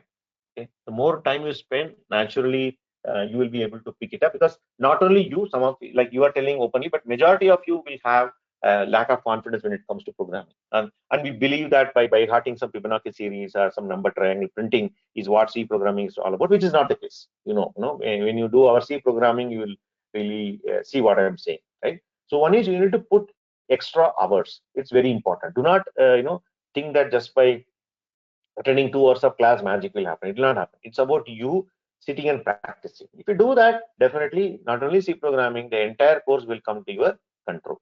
Okay. Okay. So definitely it will help. And by the way, our students, our understanding is that even though some of you have some work experience, some of you are freshers, our understanding is that all of you are starting with level 0, literally 0. We'll start from that. Okay. Hope that's clear, Reshma. Okay. Then Harshraj is telling, when I prepared for a gate, no problem, Harshraj, tell it in the interview. Okay, don't tell, why was the gap. You tell, I prepared for the gate. That's why it took time. Absolutely no problem. Okay. Then Bhupati Raj telling, when will I get student login? Give us some time, Bhupati. In another, 2-3 days, it should happen. I hope all of you are part of the WhatsApp group, which is already created for you. If not, let me know. I'll share the WhatsApp group link once again by the end of this session. You can also post the questions there. Okay. It typically takes 2 to 3 days to create your student login. The LMS and other things which you can access to all the recorded videos. Okay. So Venkatesh is asking, sir, we get recordings for all the sessions that we attended in case if you miss any session. Absolutely, Venkatesh. Okay. So at least as I told, right, induction I take at least 2 days, 2 more days, because I need to download and tell my team to upload. But technical sessions, they get uploaded pretty much on the next day. So today 7 to 9 p.m. class is there, right? Mostly before you go to the next 7 p.m. class, the recorded video will be uploaded already. In worst case, before the next day. Maximum 2 days delta is what we keep. So even if you have missed a particular session, which we don't recommend, by the way, but in case, due to your work related issues or there is a network issue, you're not able to attend this class, all the recorded session will be made available via LMS. In fact, we showed as a demo in our course demo webinar. In case if you're not attended also, that's fine. But typically 1 hour maximum, 2 days in which the previous session will be uploaded into your LMS. Okay. All the recording will be available to you. Hope that's clear. Shubham Thakur is saying, like I am latest MTech password. So in company interview, will they ask about MTech or degree diploma, right? Shubham, they will not ask about both. Okay, neither you are an MTech or a diploma, nothing. They will ask more about what you are going to learn in our course. That would be, I would say, 80-90% of the focus. Remaining 10% of the focus will be about your past, some of you having some work experience, right? What kind of a background you come from, etc., etc. Okay. So 80 to 90% is about what you are going to learn in our course. Hope that's clear, Shubham. Okay. Then Harish is telling, sir, knowledge of other programming language like Java, Python helps him get a job quickly with higher salary. Okay. Again, this is a typical question which we come across in every webinar, right? How many programming languages one should learn? Again, there is always an opinion that I should learn about. The more programming language I know, the better I am, right? And if you look at the earlier NIIT and aptex, right, they also promoted this concept of teaching you with 10 programming languages, right? C, C++, Java, .NET, blah, blah, blah, blah, right? So please note that is not going to help you, Harish. Okay?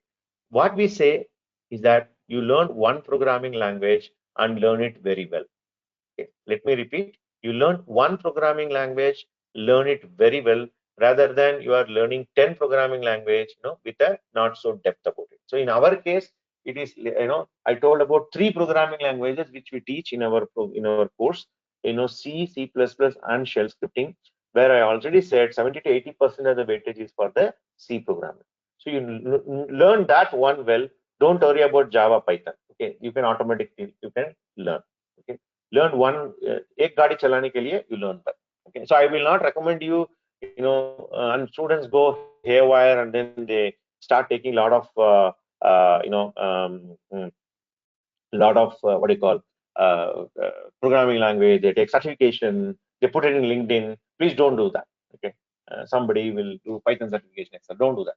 Whatever given in the course, you do that. 100%, that is more than enough. You don't need to worry. Okay. Hope that's clear, Harish. Okay.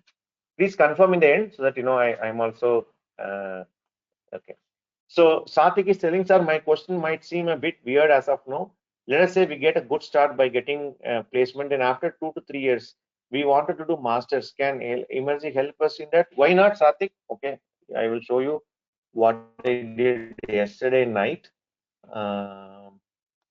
Let me quickly pull up. This, I think I gave it yesterday. Let's see the timestamp. Yeah, you can see right yesterday night. Varun, today's 30th, right? You can see the timestamp. Yesterday night I sent it because I could not send him, right? So from Emergy, we do give LORs. So typically, when you are applying for universities outside India, after work experience, those universities will ask for a letter of recommendation. Okay. So from Emergy side, we do give LOR. You can see here, I think it's taking a little bit time to load. Varun, it's still showing a little white only. Anyways, we'll wait for a few minutes to show. Okay? So these students, they request us for a LOR, and we give it in this particular format. Right? You can see the recommendation letter. We write in a very detailed manner, and then I sign it and give. Okay. And by the way, this letter is been very, very helpful for students, because more than getting it from your professors and other people, right, where you done more of an academic work, right? Getting it from us, I represent my team, right? Getting it from us matters a lot, because it's completely based on practical, and we also give our my mail ID and everything I mention and give it in the letter, right? So because of which people are able to get into good universities abroad. Okay. Not only get into good universities abroad, they're also getting good jobs abroad. Okay, let me also quickly show you, if you don't mind. Let me go to uh, you know LinkedIn. It's little slow, no problem. So people go to university in Canada, Germany, US, Singapore. Okay, they go there, and then subsequently they even obtain placements after that. So our students are pretty much, they have got jobs in many other abroad countries also. Yes, we do give LORs. Okay, yes, stop. Okay, and then let me. Oh, okay. We need raise. And then relax. Can we get guidance? Shivam, there is out of the mania first hosting many webinars.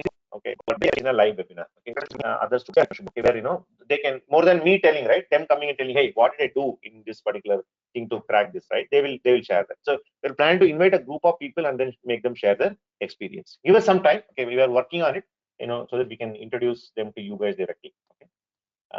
Okay, Rajeshwari is telling, yes, sir, thanks for the great example. Yes, so 6 months down the line, Rajeshwari, I need to be showing your photographs to others, right? So please work with that in your mind. Okay, I'll tell, look at this girl, Rajeshwari, she asked me so many questions because she's from 2017, right? Look at what she's achieved, right? I want to see your success story going there, and it is very well possible, right?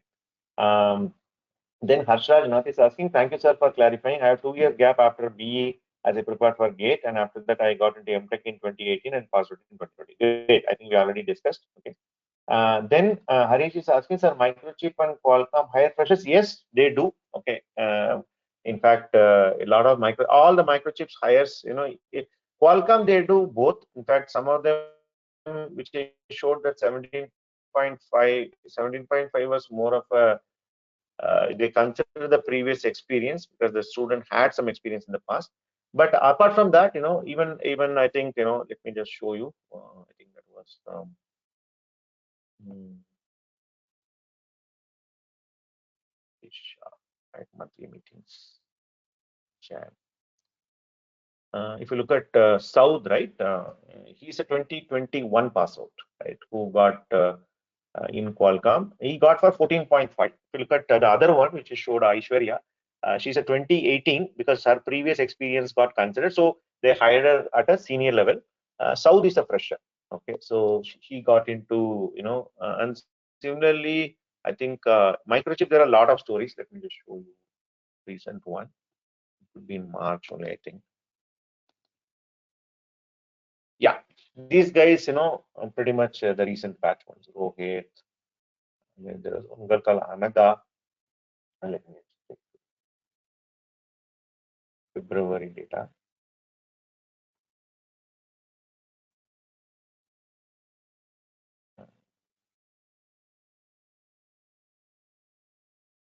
Yeah, Maven is there is some microchip, maybe somewhere else. Okay, yeah, these are all even this well as per annum, etc. Everybody is fresher. Okay, microchip, pretty much everybody is a fresher. Okay, well that's clear, Harish. I couldn't pull the more data of microchip. Maybe you can check in our social media also. Vaishnavi is saying Saturday I have office, but the course timing is on Saturday 11:30 a.m. to 1:30 p.m. What shall you do? So in that case, Vaishnavi, try to utilize our recorded videos and try to catch up the missing session. I would say that recorded sessions would be the best way. Shaktivel saying, sir, can we online batch members access online labs or practicing during weekends? I don't know what do you mean by on-site labs. Do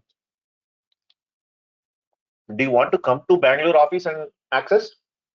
I don't know what exactly you mean by on-site labs. Shaktivel, if you can add some more details, it will be helpful. Okay, I'm not getting your question. And then Shubham is asking, sir, are we allowed to have direct negotiation with HR after we clear technical rounds? Okay, Shubham, we don't allow. Okay, it's because for us everything is fixed. Okay, so let me quickly show you how our job application will look like. Okay. We because we don't want to get into all this getting into the HR round and you negotiate for the salary and all. We don't do that. We put every other information transparently in our in our group, Google group. Let me show here. For example, you can see any company. Let us say Elite Semiconductor, right? Which is I think went yesterday, right? So everything we put clearly here. What is the skill set required? Okay. What is academia? This is what actually I summarized and showed you that particular Excel.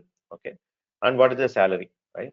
And even there is a bond, right? How many years of bond? Every information is given here, so that we don't put any confusion for the student also, and for the and for the what do you call companies also. So everything is very straightforward, so that we don't leave any room for ambiguity.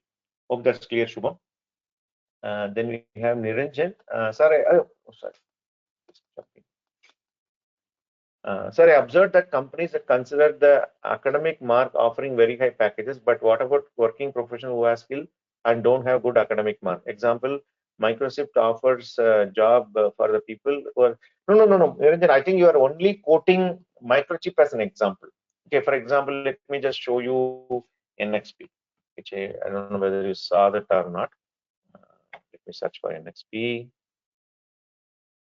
Let us see this, no? Look at NXP. Okay.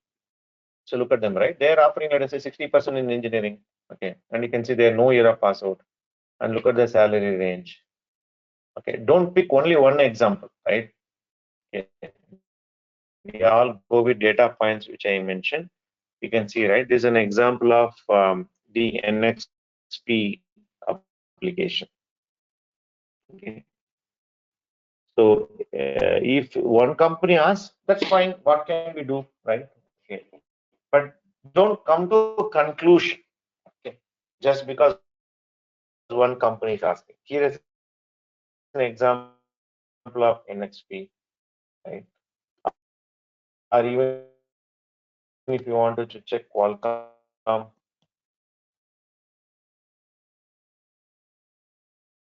let us see what is Qualcomm.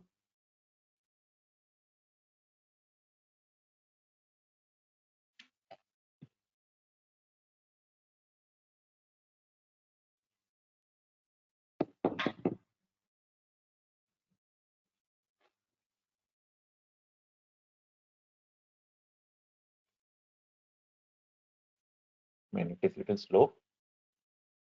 Let it load, and yes, I'll go to the next question, and then Qualcomm loads. Yeah, Qualcomm.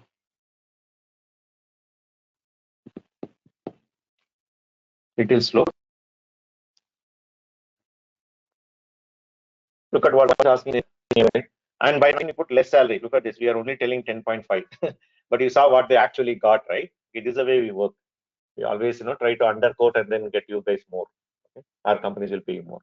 So don't come to that conclusion, Niranjan. Okay. My request is not to doubt. Okay. You guys, I think, you guys need a lot of doubt and you need a proof point, right? That's why I need to show you data, right? Otherwise, you don't believe me. You'll think that, I'm just telling some stories like a novel, right? So everything is data driven. Okay. So don't need to come to such conclusion. I would request you to come out of that negative mindset. Okay. Don't have such preconceived notion. I have enough and more examples where companies are paying premium salaries, irrespective of their year of pass out and academic records. Hope that's clear.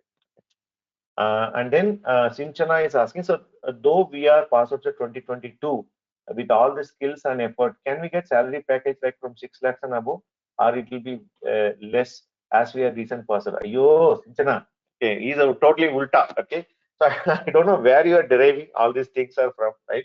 Even if you look at the latest pass outs, right?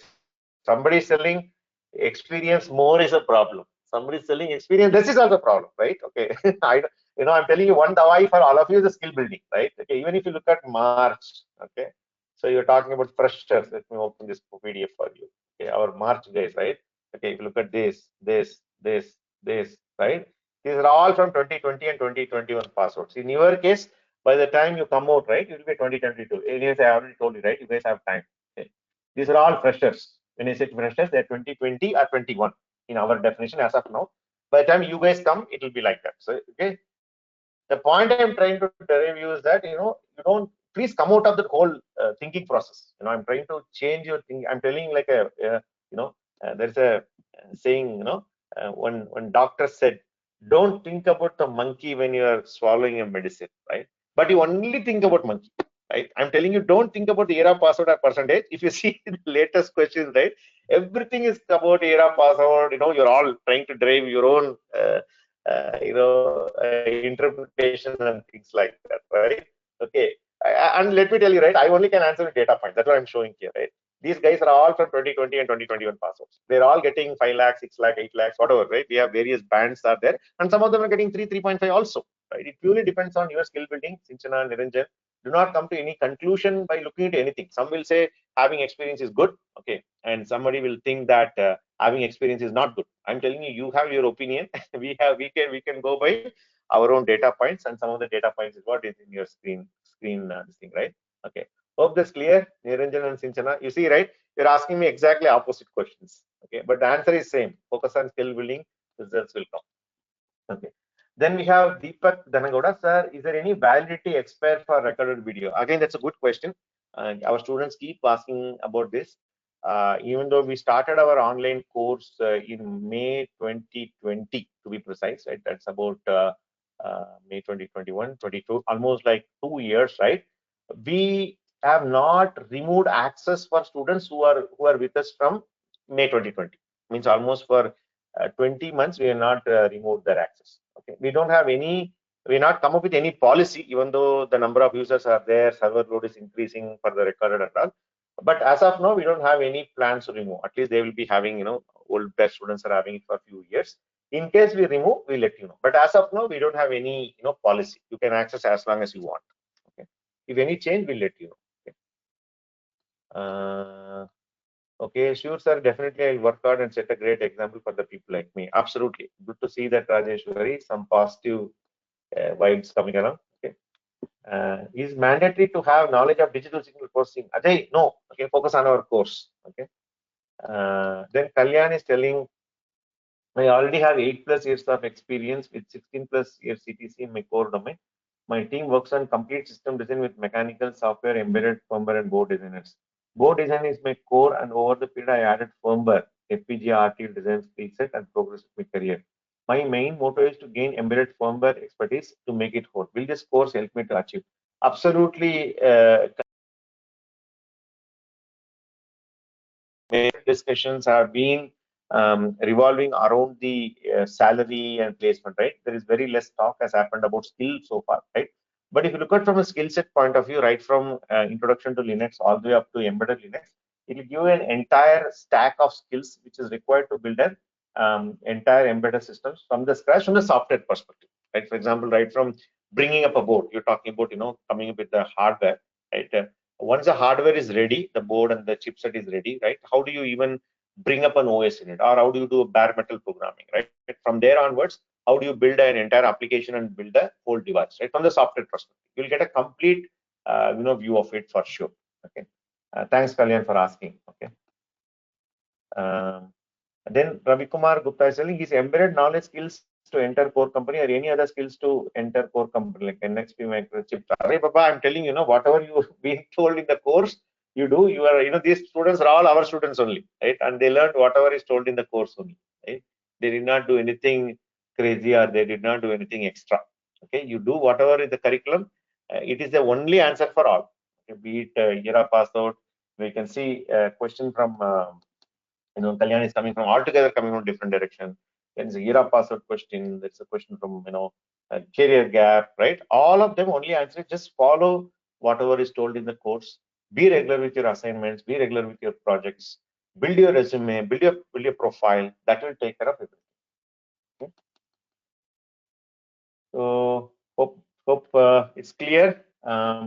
Then Suvi Sesha Paramin, thanks sir. From your data and mail backups, I'm gaining confidence to focus on my skill building alone, leaving all worries like salary package, era person. That's what I'm saying. Okay, I'll do, I'll do big namaskar to all of you. Please keep this aside.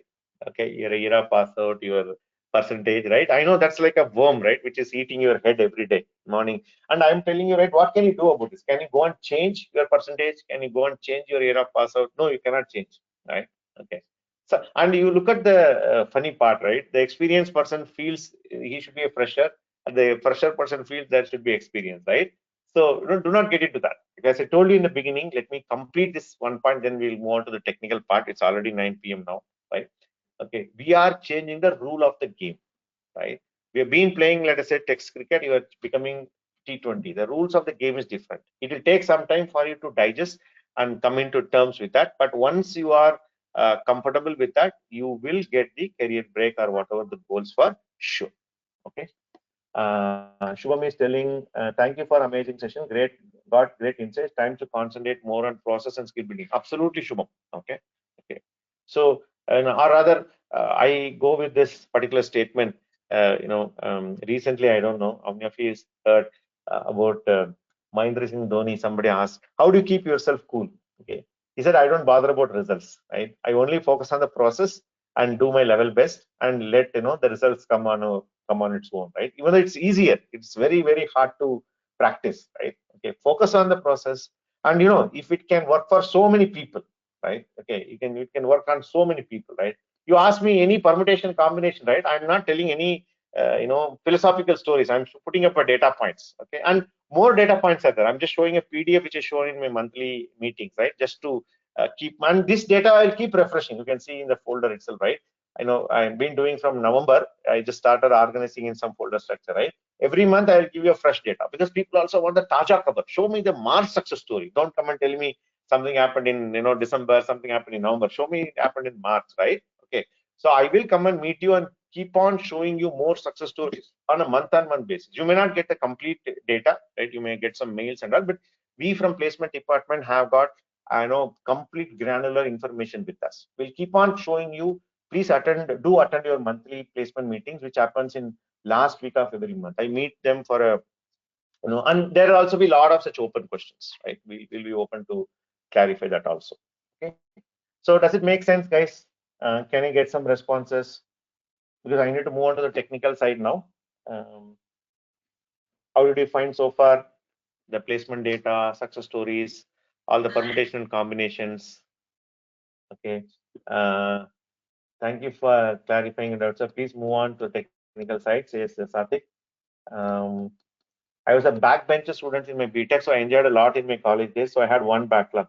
I had cleared in the next semester after getting out of the college. I think it is not an issue, not at all an issue. Now I was attended many interviews. No one had question, but the backlogs and air gaps. Be positive. Absolutely, right? Okay, no problem. Okay. And even some of you are carrying a backlog. Some of you could be there. Okay. Some of them could be carrying a backlog. You say I have two backlogs. For them also, we tell no worries. Okay. Take your time, clear it. After clearing, you can start applying for placements, because when companies want you to join, they don't want to have any backlogs. Okay, that's a good positive message from Ajay coming in, right? As you can see, right, slowly it's all moving to the positive direction. Okay. Okay. Any other inputs, comments, quick comments? Are you able to connect whatever has been discussed so far? Can I move on to the technical side? On some quick responses, please. Okay, move on. Great, sir. Thank you for clarification. Let's go technical. Nice message, brother. What about tomorrow? Bhupati, wait. Let us finish tomorrow today. Tomorrow session will plan. I'll announce it. No worries, right? Regular classes. Yes, it will happen. Give me some time. Okay. Rome was not built on one day. Absolutely. Ajay is getting more pumped up. He's sharing more, insights, more motivational messages. All right. Okay, let me take some water.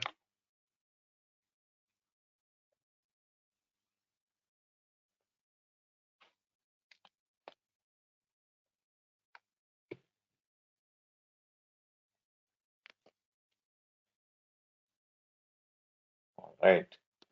So, and by the way, my request is, as you can see, it's already we planned for 2 hours.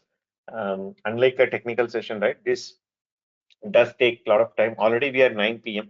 and I know it's a dinner time. But I request you to stay till the end because we're just starting up with the technical session. Okay. Request you to postpone your dinner for some time today. Okay. So let me go off the video. I think video is also disturbing a bit, and then I'll come back later. Okay.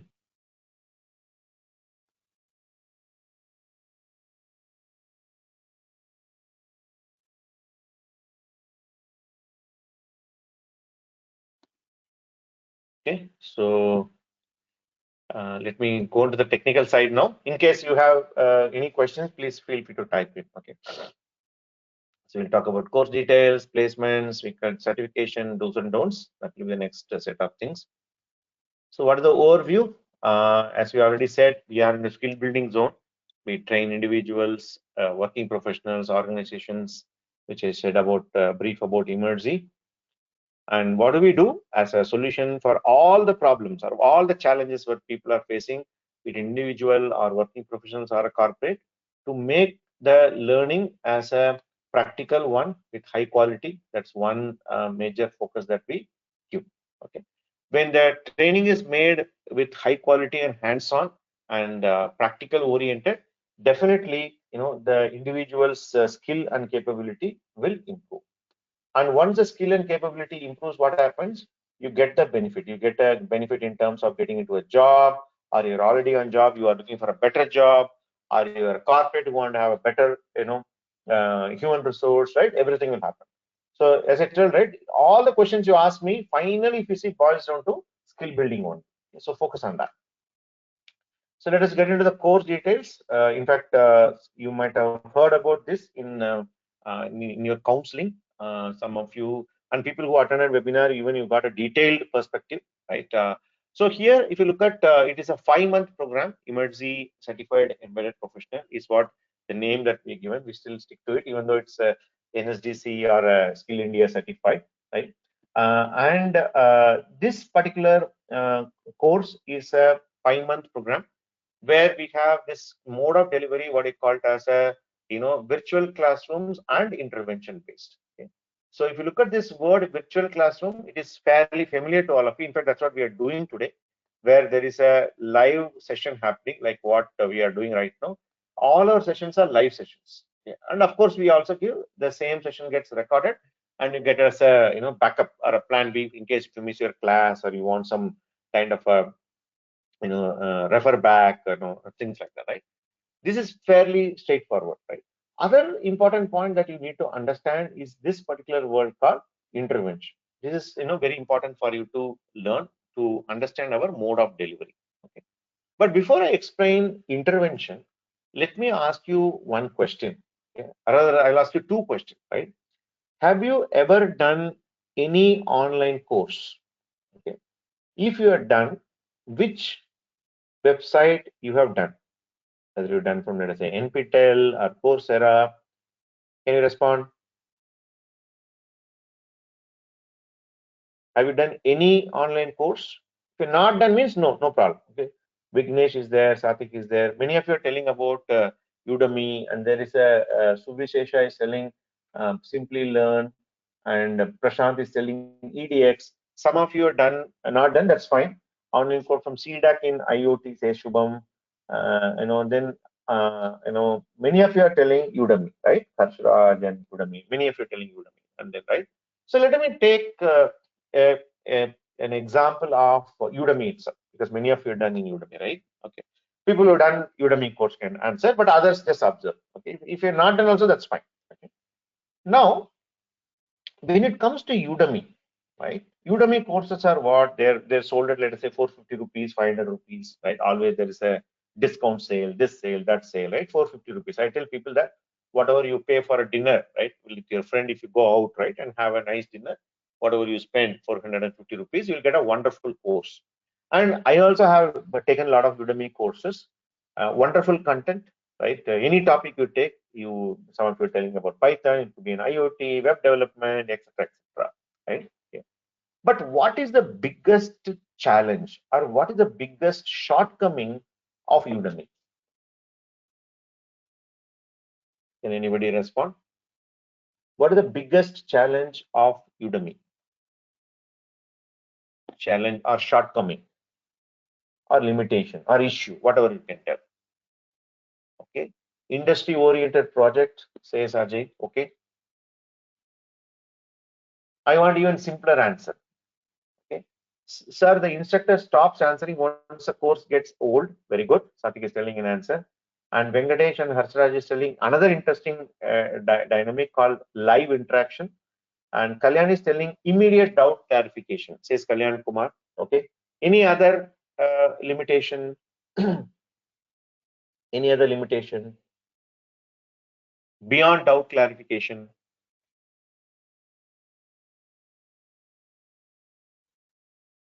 Okay. So in Udemy, they say, in terms of learning outcomes, okay, they leave it to you. Okay. Whether you've done course A, course B, course C, right? Okay. What can you, whether it is about working on a project or clarifying your doubt, they will leave up to you. For example, you got stuck somewhere, right? Some of them telling like you are kind of not getting responses for my doubts after the course getting old, right? Let us say even you are doing a current course and you got some doubt, right? You got some doubt and you are stuck somewhere. Let us say you learned a very simple, let us say Python programming course, right? And instructor is teaching you some code and you try that code. That code doesn't work. Let us say you got stuck, and it is only giving you the half the output, right? In such cases, the support mechanism is lacking. Okay, they have wonderful content. There's no denial in that, right? Fantastic contents, right? Recorded very well, edited very well, delivered by great set of people. In fact, don't go that far. You go to even NPTEL, right? You see, right? Lectures given by IIT professors are there who are probably the pioneers or masters in that their particular topic that they deliver. But that IIT professor will not come and clarify if you have a doubt, or your pointer is throwing a segmentation fault. You cannot ask him a doubt, right? Or even if you put it in a Udemy or a forum, or even for that matter in a YouTube comment, somebody may respond, that's all. There's no guarantee that somebody is there available to support, and believe me, that matters a lot. Okay, so what is happening today, right? Today if you look at a picture, I just would like to show in a very simple way. If you look at online learning, majority of the portals, with all the due respect that they have, it is becoming like this. You can see the picture where you can see one individual is carrying so much of load. That load is nothing but the content load. They keep on giving videos after videos after videos, materials after materials after material, right? It's like, so what happens, right? Even though you buy a course in Udemy, you will buy with all the enthusiasm, but you will not complete that course. Okay, so that also leads me to the next question. Even though I'm not bashing Udemy, don't get me wrong, right? I'm trying to put you into perspective of how our course is different than Udemy, right? Okay, can you guess what is the course completion rate of Udemy? Every course, right, it is taken by a few tens of students, and if you look at Udemy as a platform, probably they have few millions of users, right? Can you guess what is the percentage of students who complete the course? Can you guess a percentage? How much percentage of them? Sathik is telling less than 10%. Okay, any other guesses, guys? How many of them complete the course? Around 5% says Harshraj. Okay. 30% says Ajay. Ajay is an optimistic guy. Okay. So I would say, okay, I have purchased 10 courses, hardly could complete one. Kalyan is telling that's a reality, right? Kalyan? Okay. Kalyan is anyways a senior guy, right? Okay. He would have bought a lot of courses. And that too, when we get a sudden motivation, we see there's a sale going on, bundled sale, 3 courses for 1,000 rupees, whatever, right? Buy one, get one free, whatever. Our Indian approach, right? We always want to buy bulk in discounted price, right? Like how we shop in supermarket or there is a Levi's jean has come for a sale, right? But you can see the overall completion rates of Udemy, it is hardly 3%. You can go search in Google about the percentage of completion in Udemy. They will say, it can go up to 3%. Then you may be wondering, right? Why only 3%? It is because of this approach. And by the way, one very interesting point, no Udemy will give you placement, right? I'm talking about the course, right? Okay, 3% is the data. You can go and look, even if you look at, EDX, even if you look at Coursera, right? They're all in that range. Okay. But we say that's not the, yes, that's great. They democratize the content, they put everything, right? But today, what is happening, right? We say content alone will not help. Putting a wonderful video alone will not help. Rather, you need an approach like what is here in the right side. Okay. It's not only about the content. Content is there. See, every course, every thing that you do, it is content, right? Without content, what course we are talking, right? Okay. But what is more important is what kind of hand holding you get, right? I think I just forgot the name. One of the just slipped my name, right? Sorry if you don't remember, right? She's asking continuously, sir, I want to learn hands-on C coding, but I'm not confident. I have not written any code so far. Can you just type the person who asked that question? Sorry, I just missed your name. Somebody persistently telling about the programming. Right, sir, I'm weak in programming. I really want to learn hands-on C programming. Somebody was telling in this group. Sorry, I don't remember your name. Can you type? I think it's a she. It's a student, girl student. Okay, let her type, right? So for them, what are we doing, right? Oh, not Rajeshwari, one more girl. Rajeshwari was concerned about the year gap, right? One more girl. I think she's there, hopefully.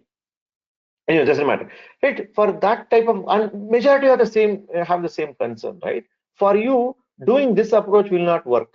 Suppose I come and give you 40 hours of video, 30 hours of PPT, right? 10 hours of blah blah blah. It's not going to work. End of the day, you will think like this, and then you will leave it. What happens? You buy 10 courses, hardly you finish any, right? But here, this is what we talk about as a hand-holding approach, where our mentors not only will give you content but also give you the support. That is what we call it as a immersive delivery model, where first of all the live classes where the concept is explained like how we are doing now. After that, we talk about the assignment explain session where every day for the evening batch students 6 to 7 p.m. or 6 to 6:45 p.m. you will be given an assignment which a mentor will come and explain. And once the mentor explains what happens, you start coding that assignment or the project for which they will basically clarify your doubt, both 1:1 and 1:n, using the forum or using the WhatsApp, which we even demonstrated in that course demo webinar via our learning management system or LMS, right? And then finally, not only that, you also need to get a feedback saying that how well I have done this particular assignment or project. Okay, so the entire activity is done as a part of our delivery model. Okay, so that's the whole mechanism which makes all the difference. Okay, and finally, not only that, we also need to work on the prep part of it. Right? Somebody asked about, sir, tomorrow I'm having a written test. Will I get some coaching? Right? Or I'm going to face an interview. Will I get some kind of a tips or tricks? Right?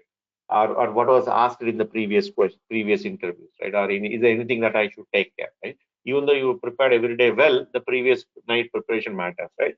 So it will take care of the entire thing. So that's what we mean by that particular immersive delivery model. Okay? So now let us get back, which we call it as an intervention also. So this is what we mean by virtual classroom. All of you are aware, but our immersive delivery model is nothing but this intervention. The word called intervention is very important. Okay. Can I get some response? Are you able to see the difference between, what makes our course very important, very different? It's not about listening to the classes. It's about the lab support, making you work, providing you with support, clarifying your doubts, right? That's where the real skill building happens. Are you able to understand, guys, the delivery model? Okay, yeah. All right, great. Now there are one more question will be there, okay, which is about the hardware part of it. Since you are learning embedded systems in an online model, what about my hardware, right? Again, there were a lot of questions and debates we had. How do we handle the challenge of hardware? Should we basically make you buy the hardware? Somebody was talking about our, if you go here, if you come and do this particular course from our institute, right? Somebody is doing a offline course. They come to our Bangalore center and learn. Here, two modules are there. One is microcontrollers, and another one is embedded Linux. These two modules are based on the real hardware, right? For example, when you come and learn via our offline course, so for example, Rido Labs Pick and Board. Okay, I can see here. So this is a board our students will be using when they come and learn our offline classes. Okay, people will come. We have these boards in our reception. People will check out. They will work on this particular board. When they go home, they will return and go. Okay, you can see here all the peripherals and everything is there. Right. Okay, this is what we do with respect to the microcontroller programming. Right. And when we went online, we had multiple options. We said, should we make you buy the board? Not a great idea, because you can see these boards are already costing more. And in case either you need to buy or we need to ship, your course fee will go high. Some of you are very sensitive about pricing, etc. Right? So what our mentors have done is that they went with the approach of simulator. If you look at, there is a simulator called Pixim Lab. So Pixim Lab is a simulator which will run as a part of your PC itself. Again, this is an open source space, nothing to worry about the licensing, etc. Right? And this particular simulator will be installed in your computer. You don't need to buy anything. You don't need to attach anything. It will run as a part of your computer, and it will simulate the same, learning experience of what the previous physical board which I showed you. Okay, whether it's a blinking LED, putting some text in the CLCD, rotating a fan, and there are some 7-segment display. There are so many switches here, right? Keypad, everything basically will be able to learn. Okay, and there are a lot of videos there. We also offer a free internship. I think some of you done the internship with us and joined this course, right? You can just go and search for Emergy internship, and then you can and check into some of the videos here, how they, how that the project work, right? There are a lot of videos there. Just check out if you want to get a feel of it, right? So this is about the, what do you call, the hardware, right?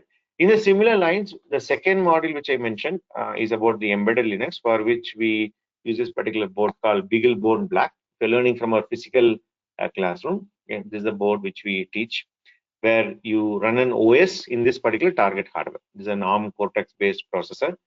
It is promoted by Texas Instruments. This is a board we use, right? Again, instead of this board, for learning embedded Linux, we have a simulator called Kemu emulator. If you go here, which will simulate any microprocessor, emulator, right? And then this emulator will emulate any, if you can just see this image, even though you may not understand it now, later you will get an idea. So this picture, if you see right here, it says like, it is an x86. You can see right, it's an x86 based Intel x86, but actually it is simulating an ARM hardware here by giving a different command, right?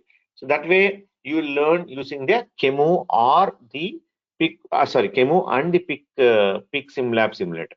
But if you really want to buy these boards on your own and try, you can very well buy it from the website, whatever you're given. Or some of you are asking, sir, can I come to the institute and do this particular lab session? We will let you know, because I don't know, Mubin will be the right person, to answer that, okay, whether it is feasible or not. We'll let you know, okay. But in terms of your learning, there won't be any compromise whether you are learning from simulator or whether you are learning from the hardware, okay. And you will be learning about the PIC based microcontroller and ARM based microprocessor. Both you will be learning in this particular course. Okay. In the microcontroller module, you will be learning about the PIC based controller, and in the embedded Linux module, you'll be learning about the ARM based processor. Okay. You know, are you getting an idea? How are we resolving the hardware challenge? Can you respond? Because this is another question people will have, right? In embedded systems, how am I going to deal with hardware? It is using the emulators or the simulators, whatever. And by the way, all these emulators are open source. You can see here. Okay, absolutely nothing to worry. We're not doing any hack version or this thing. And in terms of your learning wise, 1:1. Absolutely no compromise. All right. So let me get back to the course technical details. Okay. And Niranjan is asking, sir, does this simulator is released for Ubuntu or Linux? Absolutely yes, Niranjan. We will be using Ubuntu based Linux for our course. In fact, your first class about Linux will be based on the Linux installation only. Okay, these simulators run in Windows as well as Linux, but in our course we'll be using Linux based. But yeah, you can try out. These are all do that. And can it easy to understand online? Absolutely yes. That's the whole idea. Otherwise, you don't want to make it too complicated by putting the technical details, right? You can very well learn it online. Okay, so many students are doing that. All right, so we saw pick and ARM-based platforms. We saw the class and the lab is going to get delivered, right? And then we have a continuous evaluation system. I'll talk about it shortly. And module-specific projects. Every major module will have a project. So what we expect is every student to build at least 7 to 8 projects as a part of our course. And if you are keen and if you wanted to do more projects, we can even give up to 15 projects. Some of the students have provided that type of work they're done. Okay, so no problem. Okay, so you can do more projects. And we do something called Disha career track, where we get into details like resume preparation, etc. Okay, those type of support also we give. Okay, there are a couple of questions here. One is from Chinni Banu Virendra.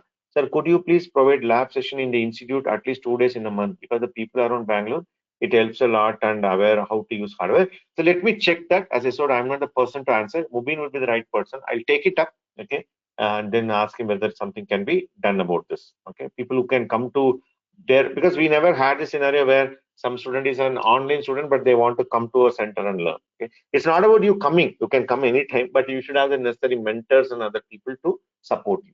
Okay, let me check that with Mubin and then we'll let you know. Okay. Okay, and Venkatesh telling, sir, but dealing with software always gives us ideal output, and dealing with hardware will be different. No, Venkatesh, these simulators will give you the exact output how you will be running in the real hardware. So whether you are learning in a simulator or whether you are learning from the real hardware, there won't be any difference in terms of your learning. Okay, so don't worry about that. Okay, sir, I will make 15 projects. Yes, yes, sure, sure. Okay. Okay, I hope your positive responses, Chinni Banu. Okay, I'll check it out. Okay, this particular query. Okay. All right. So let me move on. We saw about our approach.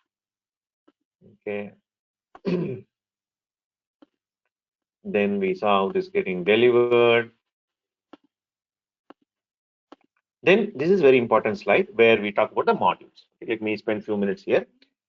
Once you start this particular course, you will start learning from this particular module called Linux systems. Our entire course is built around Linux as the platform, where you will learn Linux in multiple modules.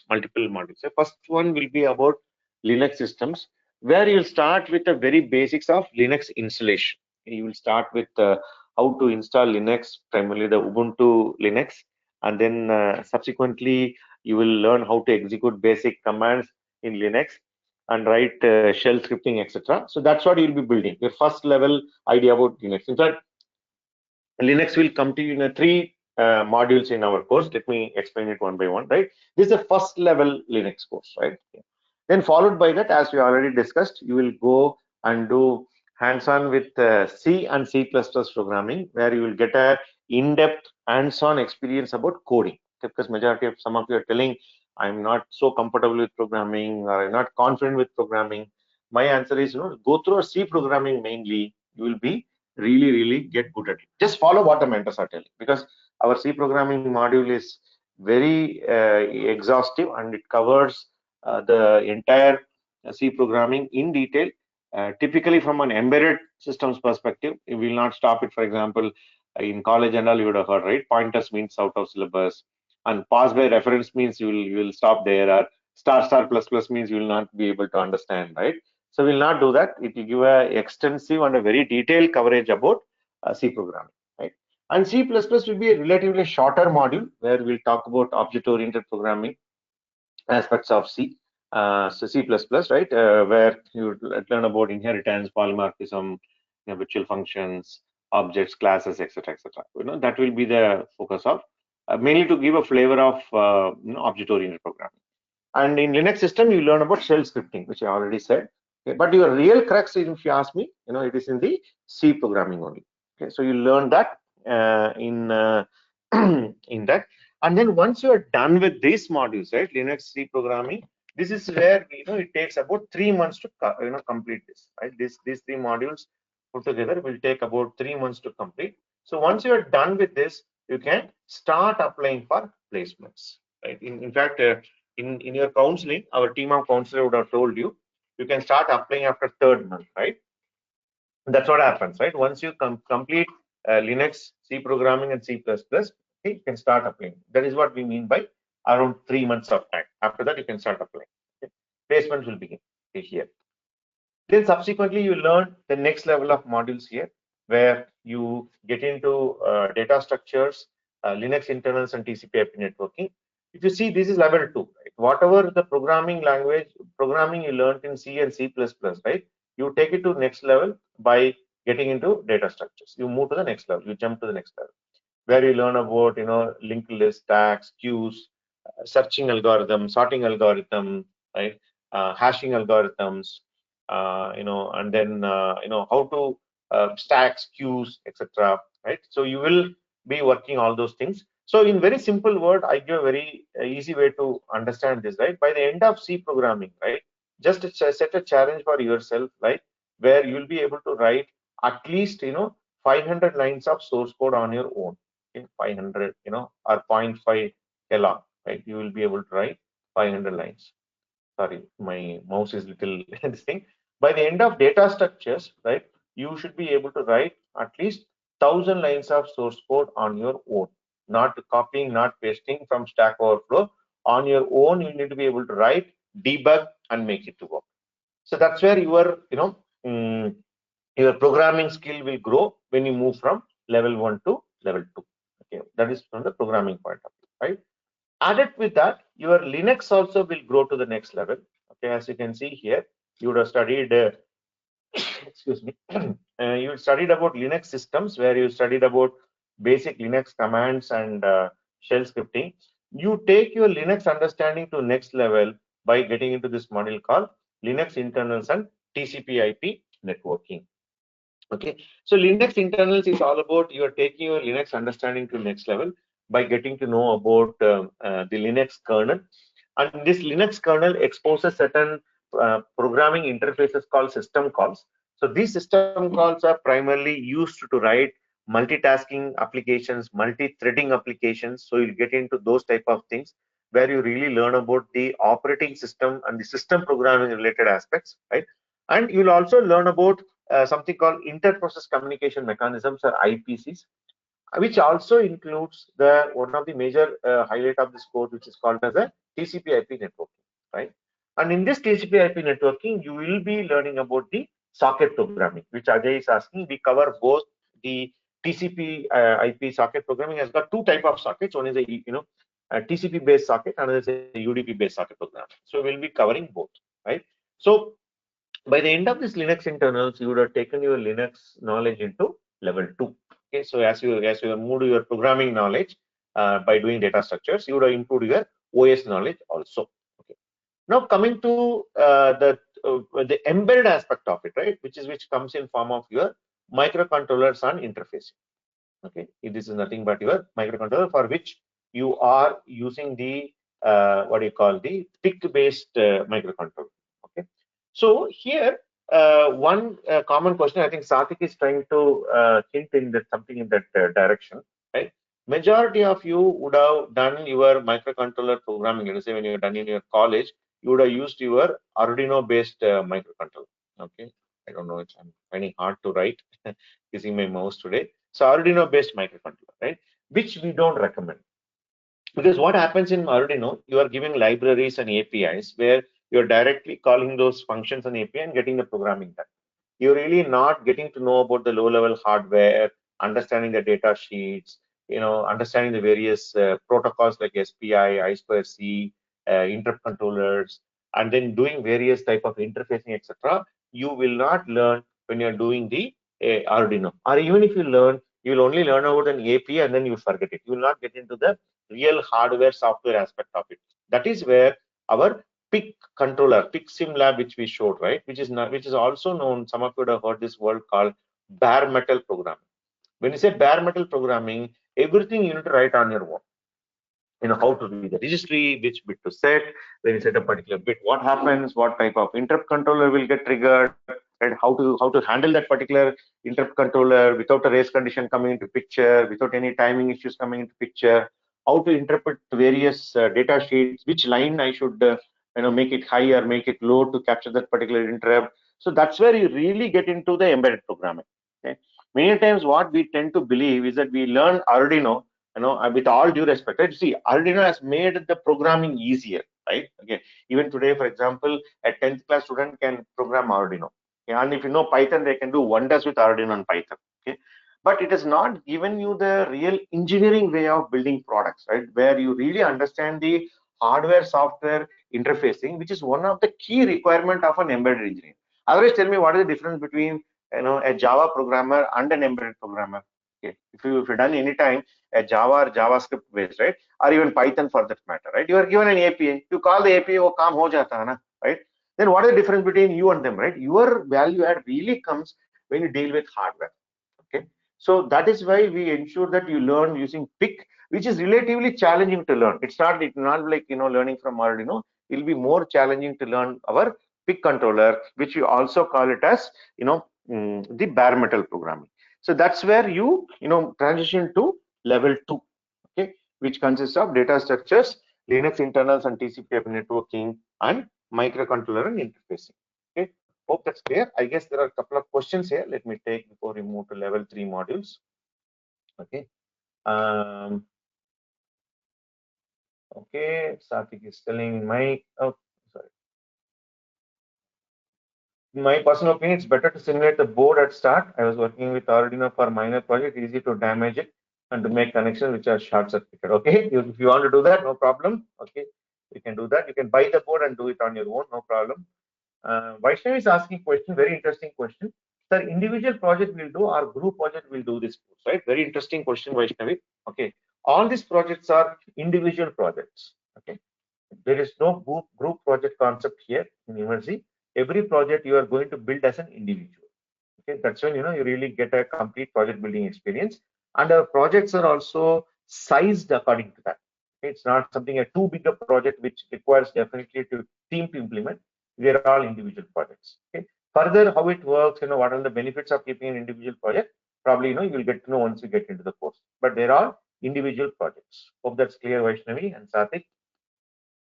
Ajay is telling socket programming also included in TCP/IP. Of course, yes, Ajay, both the UDP and TCP sockets, right? Okay. And then I have Ubuntu mate focal fossa in dual boot with WSL. Is that okay? It should be okay, Mirza. Anyways, as I told, right, the first class will start with installation. Okay, you can check with our system administrator who will be taking the installation class, right? Whether with that, whether, because what we do is like we give a distribution which works well in across all the hardware and which is suitable for our course learning. You can check with him whether your version will be fine with that. If it's fine, you can continue that. No force in that. Okay, just wait for a day and then you can clarify with your mentor once a class starts. Can some of you are already excited when the class will start, when will we meet our mentor, what will be happening in the day one, right? Give me some time, and towards the closure of the meeting, I'll give you the exact details. Okay.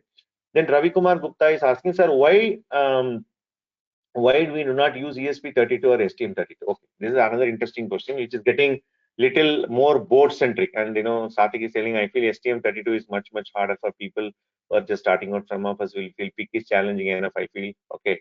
Okay, so you need to understand like this. Let me give this analogy so that you'll be able to relate better. Okay.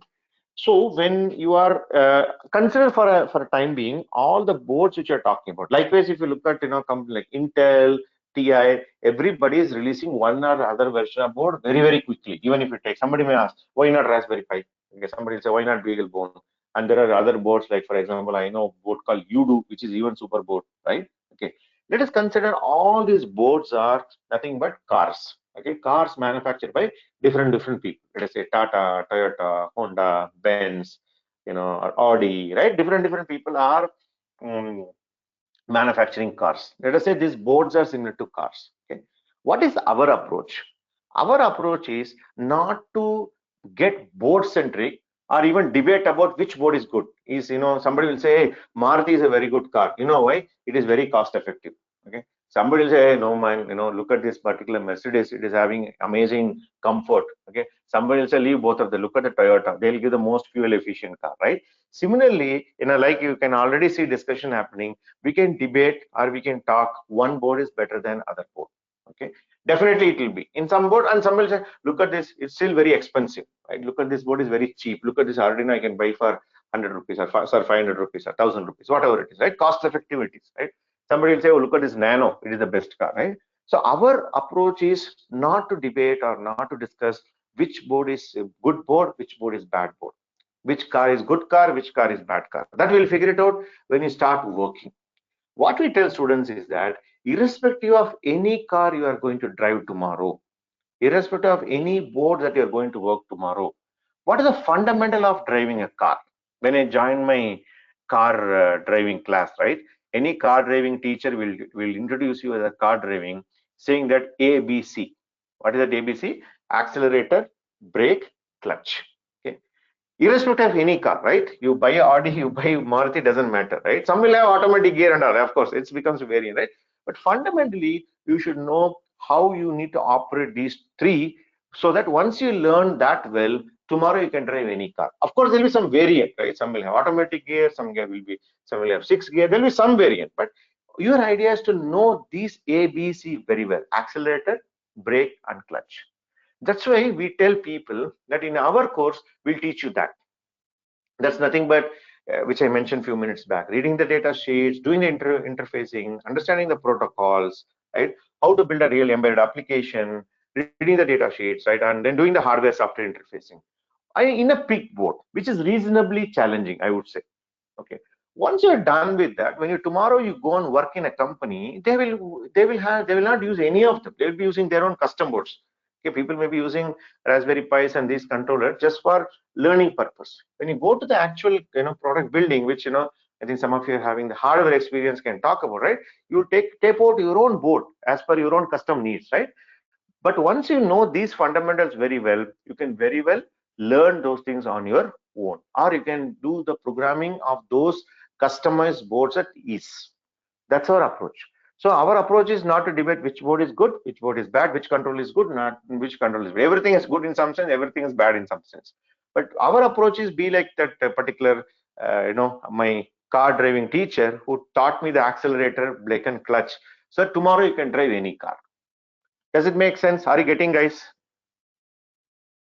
Why we keep our course, you know, um, board independent?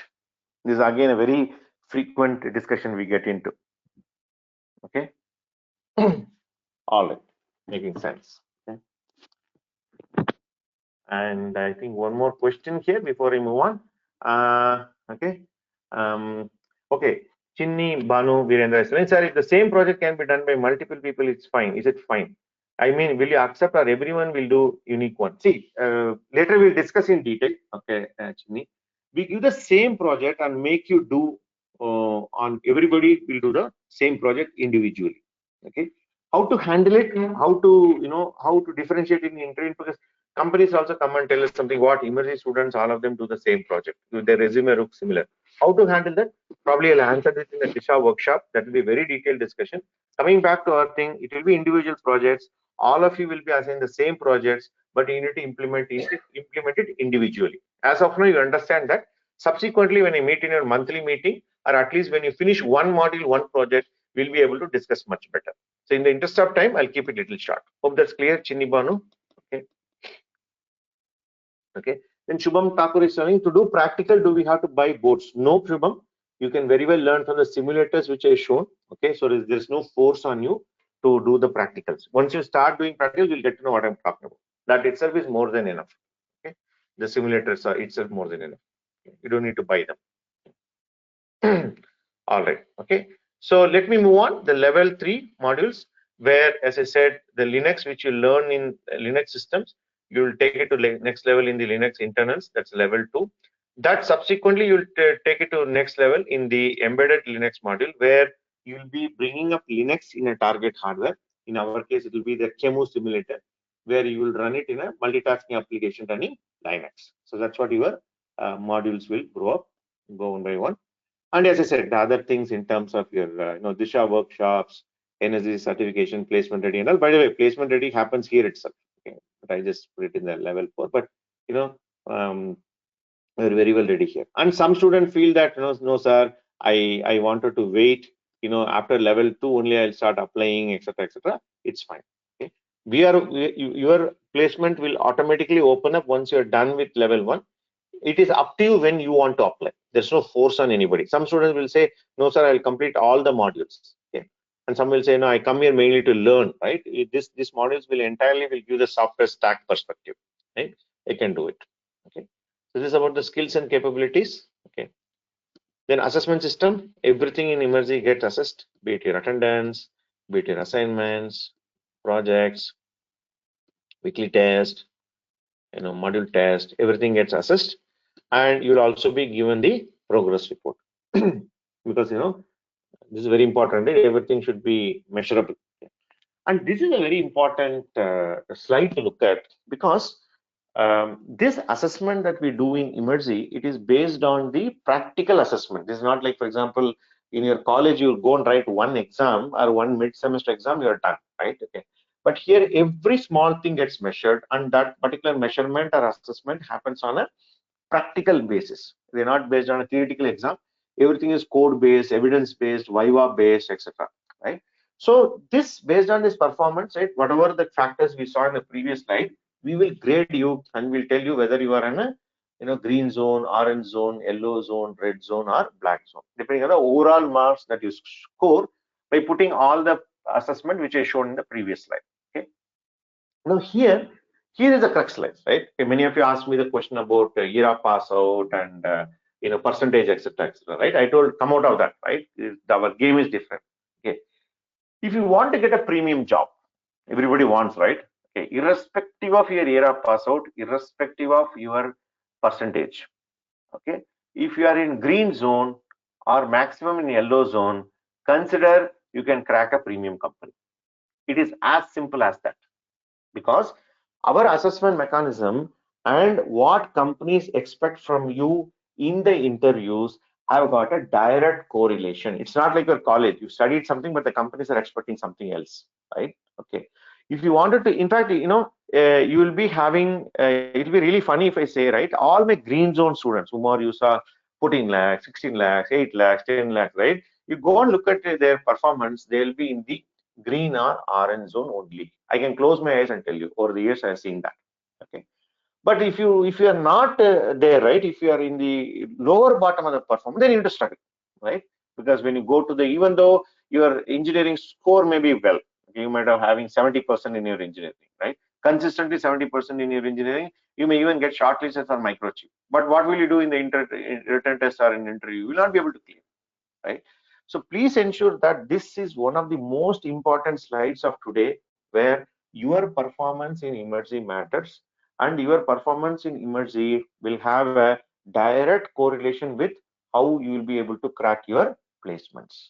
Okay, so please ensure you be regular and do what. And some of them, when you're starting off, you may not score well. You may start with a yellow zone or red zone, but you continue to improve and then improvise towards the orange or green zones. Okay, that would be the important point, right? Okay, there are a couple of questions here. Chinni is asking, sir, could you please show the certificate looks like? Give me some times, okay, Chinni. And Reshma is telling, when will I get the recording video, sir? It will come, Reshma, I already answered this question. This today's session, at least give me another 2 days, right? Let me put it in YouTube. But your class recordings will be made available the next day or maximum 1 day later. That okay? 1 or 2 days delta you need to give us. Okay, hope that's clear. Okay. So let me move on about Disha sessions, which I mentioned, where we do all the non-technical or people say soft skills type of things. Right? We have resume preparation workshop, interview-facing workshops, mock interviews. Right? Somebody asked about I want to go for higher studies. I showed the letter of recommendation. Right? Or somebody wants some career counseling. Or what should I do? Should I go for this or not? Right? Or for example, monthly placement meet, which I showed, which I did not put it in the slide yet, right? Monthly, every last week I meet all of you online. Those type of things will give you a constant guidance and constant orientation about what is happening.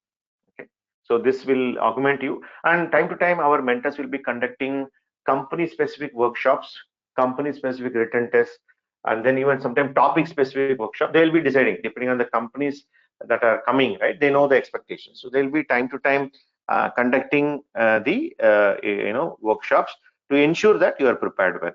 Okay, so please ensure you attend these Disha workshops and get the maximum benefit out of it.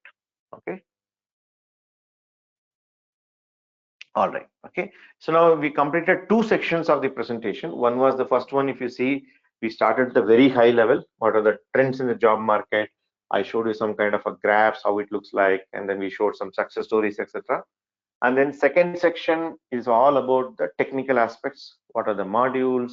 What is the difference between one module to another module? And how the hardware challenge we are going to resolve? How the course is going to get delivered? How do we mitigate the challenge of hardware? How do you seek support from mentors? Or in a very simple terms, how our course is different from Udemy course, right? Okay, what is the difference? What is the reason why you're paying 2 zeros extra, right? Udemy is 450 rupees and our course is 45,000 rupees, right? Why are you paying those 2 additional zeros, right? Hope you are able to get that view, and also about our evaluation systems and Disha workshops. There are a few questions here. Let me quickly take them up, and then before we move to the last section, I know it's already 9:50. Your stomach may be telling where is the dinner. I request your cooperation. Okay. So Rajeshwari is telling, is there any restriction for candidates to be appeared only for a company? Only once for a company. Generally, IT companies have 6-month restriction period once they get rejected. Again, Rajeshwari, in our recruiting companies also, they have a similar kind of a policy. It again purely depends on the company. Okay. So time to time, let me see whether I can show some examples. In fact, there was one example in our group. We go to our group. Sometimes they keep putting certain note like that. Let me just see. I can show you.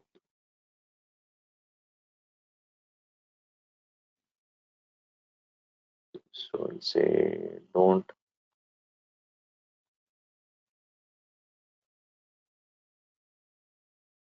Don't apply.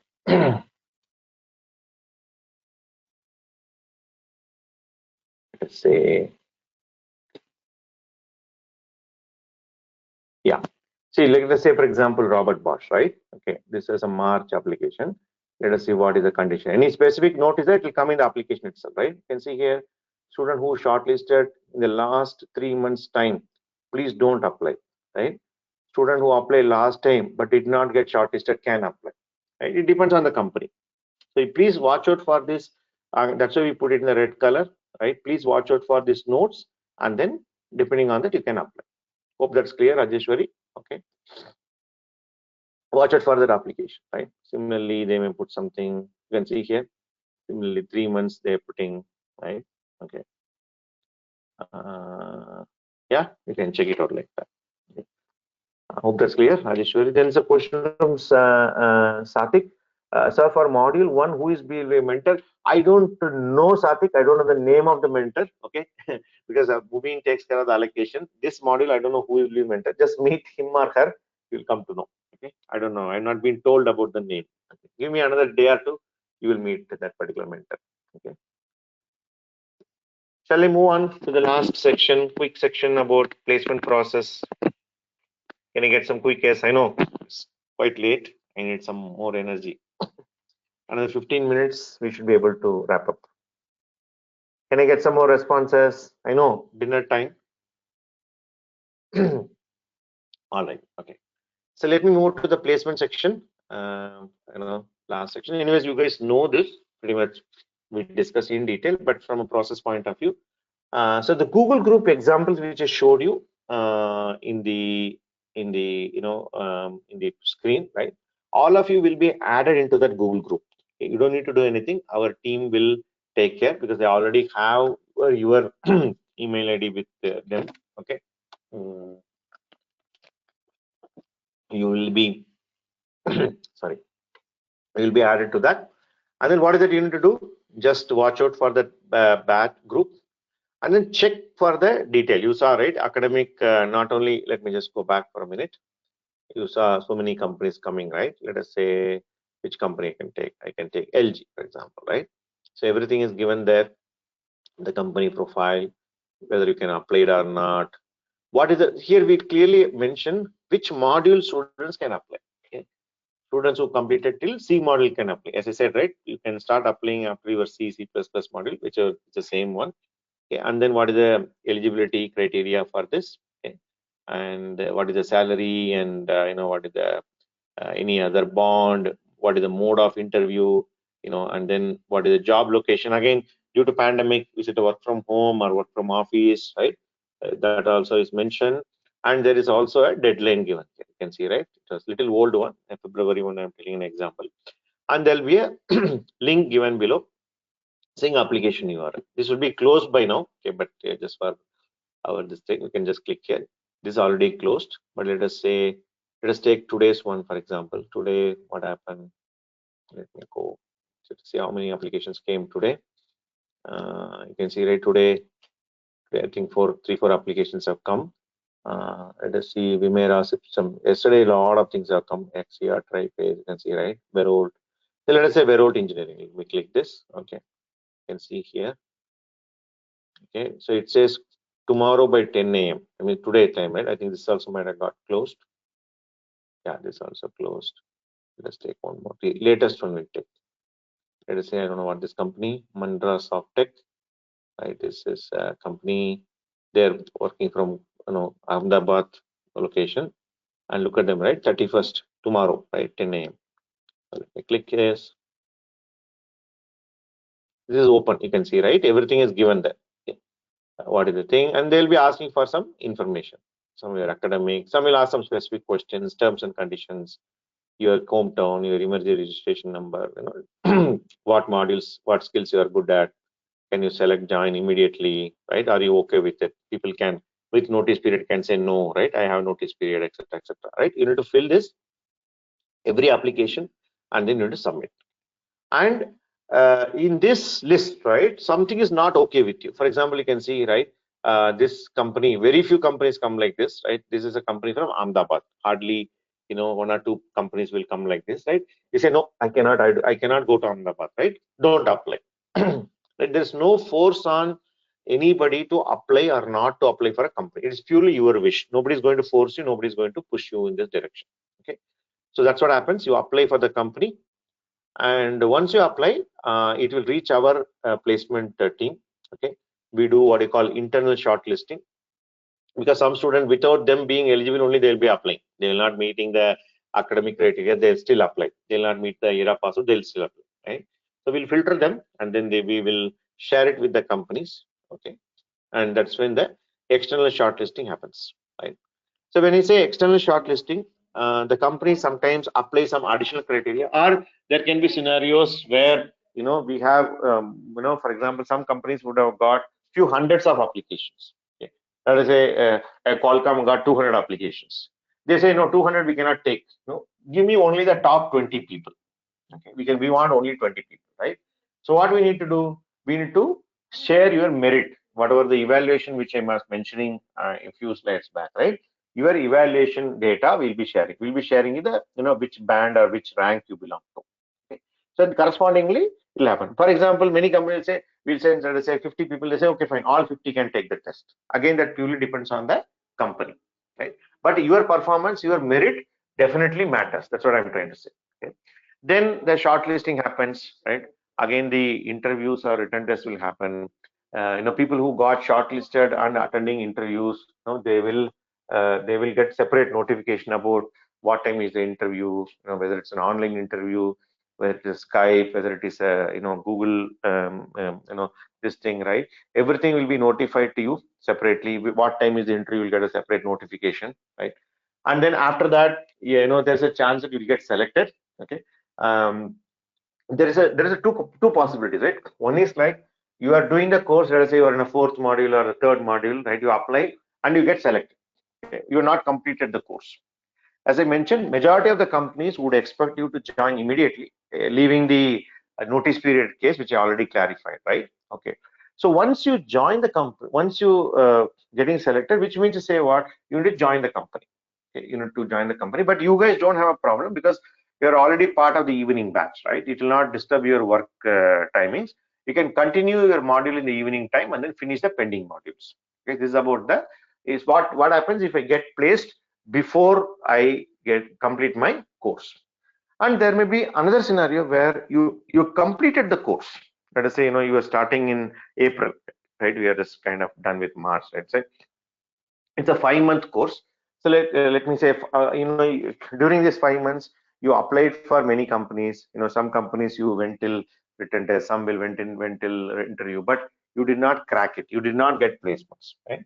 So what happens after that? So let me quickly draw a timeline and then show you. Okay. So let me say what time of this thing. So this is like in April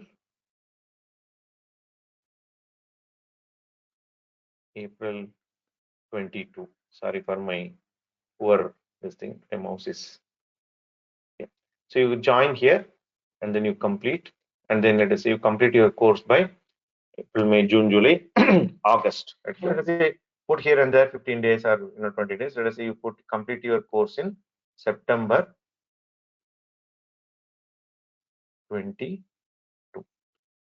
Your course is over, but you attended few interviews, you got some chances, but offer letter is not there.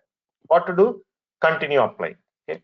What we say in our placement policy, our counselors might have told you. So let me clear it with a timeline, right? So from the time you complete your placements, right, up to 2 years, you will get unlimited placement opportunity. For example, you can apply with us till September 2024. You'll get unlimited placement opportunities. When can you start applying? You can start applying after the third month, right? April, May, June. Okay. June means, for example, around July time frame. When you complete your C programming module, you can start applying. April, May, June, right? July onwards, you can July onwards, you can start applying,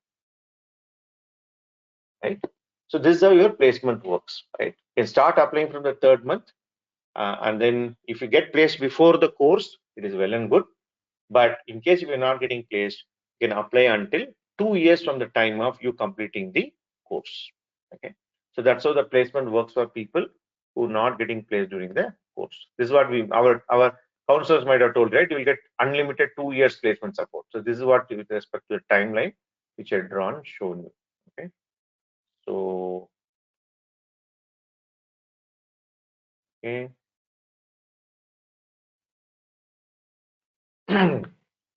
So we put some eligibility, but even though we're not very strict about it, for example, in terms of your aggregate and placement eligibility test and assignment completion. By the way, we put it for the, what do you say, it's for the criteria sake, but we don't conduct any placement eligibility test as such.